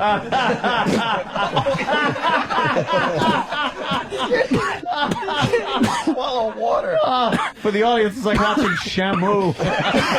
Only smaller. Oh, bigger shit. Oh, guys suck. I blew that joke. You were right there with Radio Gold. I had a good tag and everything.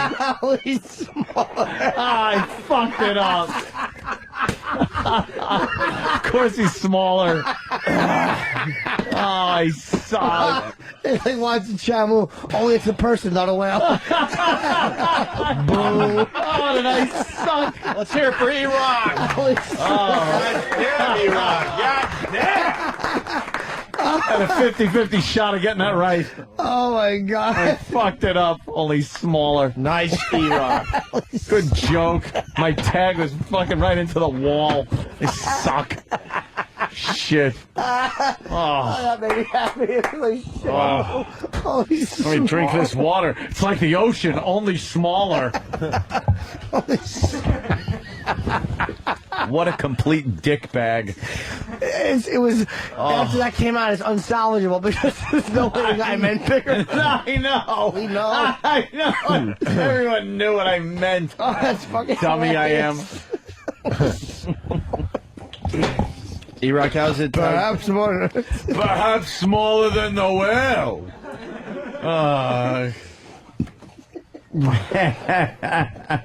E-Rock, how's it feel? Oh, great. Yeah? Yeah, there's no taste in my mouth, but other than that, it's fine. You still got the taste of shit in your mouth? No, it's gone, but I can't taste anything else either. Really? Jesus Christ. Oh, boo. Oh my God. All right. Let's say hi to Footer. Footer. Yo, what's up, guys? Hey, I'm sure because Eric's dumpster gums and that shit both together, he probably comes out smelling like Scope right now. Some weird fucking thing will happen. And then second point is... second point? Wow. Fucking retard, Dave. Number second point. Wow. Wow. If you try being literal like Anthony, that'll be a little more funny. Check it out. Listen to this. You guys just got through the whole Danny thing. Yeah. And now, once again, you self-destructive assholes. Eric's going to die. You're going to get fired. Fuck no, man. We did our research. We read the label. Nah, he's fine. Look at him. We read the label. They would have like one of those poison things on the fucking product. They should put that on every bit of food in his fridge. Hey, huh? You don't have to sell me on. All right, Footer. Thank you, buddy. All right. Yes, it's accurate. Of course it's accurate. He's supposedly a human being. Well, most people would find a human smaller than a whale. Exactly. Tor Johnson, he put a little liquid shit on his tongue and vomited.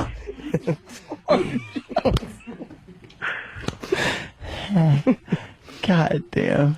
Let's say hi to John in Jersey. John. Hey, what's going on, boys? Happy birthday, Jimmy. Thank you. I was wondering if anybody caught the reaction of the liquid ass as it hit his tongue. It must have been horrible.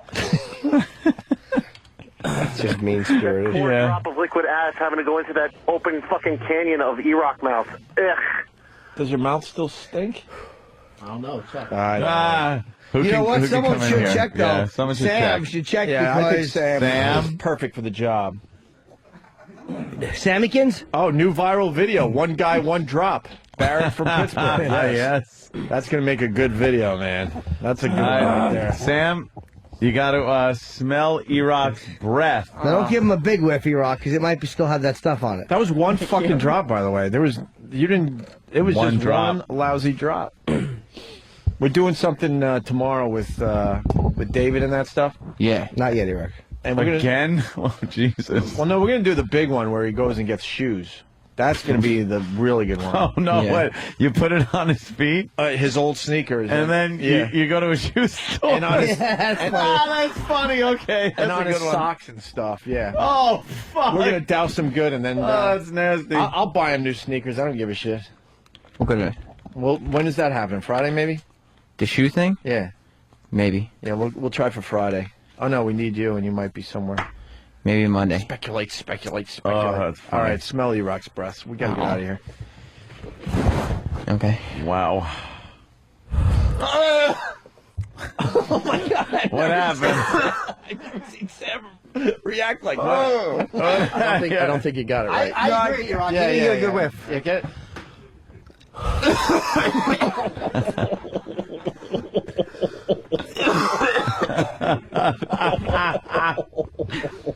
Get on mic, Sam.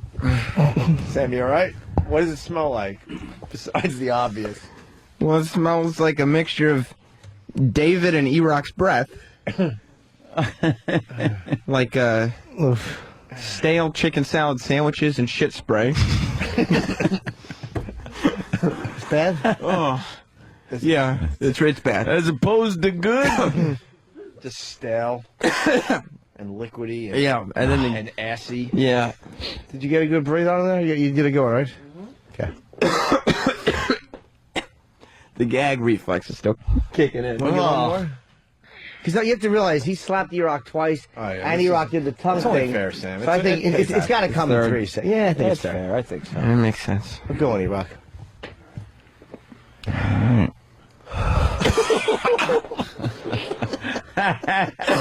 It's instant. Oh, shit. Yeah. Yeah, good. Mm-mm. No? No, he's got bad breath. Really, really bad breath. He's got an excuse now, though. That's funny, man. All right. It's so funny just to watch somebody retch. I know. Why is that There's nothing hysterical? funnier than watching like. Oh, by the way, tomorrow we may have a good friend coming in. Oh yeah, Bob Kelly promoting some shows tomorrow. Yes. Make sure we don't get any of those drops near him. Wow, that would be a good one. If we can maybe get a little. Yeah. Yeah. All right. Yep. We've done enough damage for one day. Yes, we did. Nice studio audience today. Thank you, Thank you, guys. guys. Yes. And we're building us a new studio as we speak. So this live audience thing, unfortunately, is going to go away in about a month, maybe less. So come see the show live. I don't know the next time we'll be able to do like shows in front of people. All right. That's it. Good job. All right. Well, join you again. You know what? E-Rock takes a lot of abuse in the show, but that fucking guy has never said no. Have you said no to anything? Think. Yes. I don't think Aside so. from Besides self-control. exactly. I said no to everything. Food. Oh wait. People Exactly. People talk about the Pat Duffy videos, but E-Rocks are right the fuck up there, man. Yeah. That Cinnamon Challenge is still insane to watch. Insane. Thank you. All right. Thanks, guys. We'll see you tomorrow. Bye.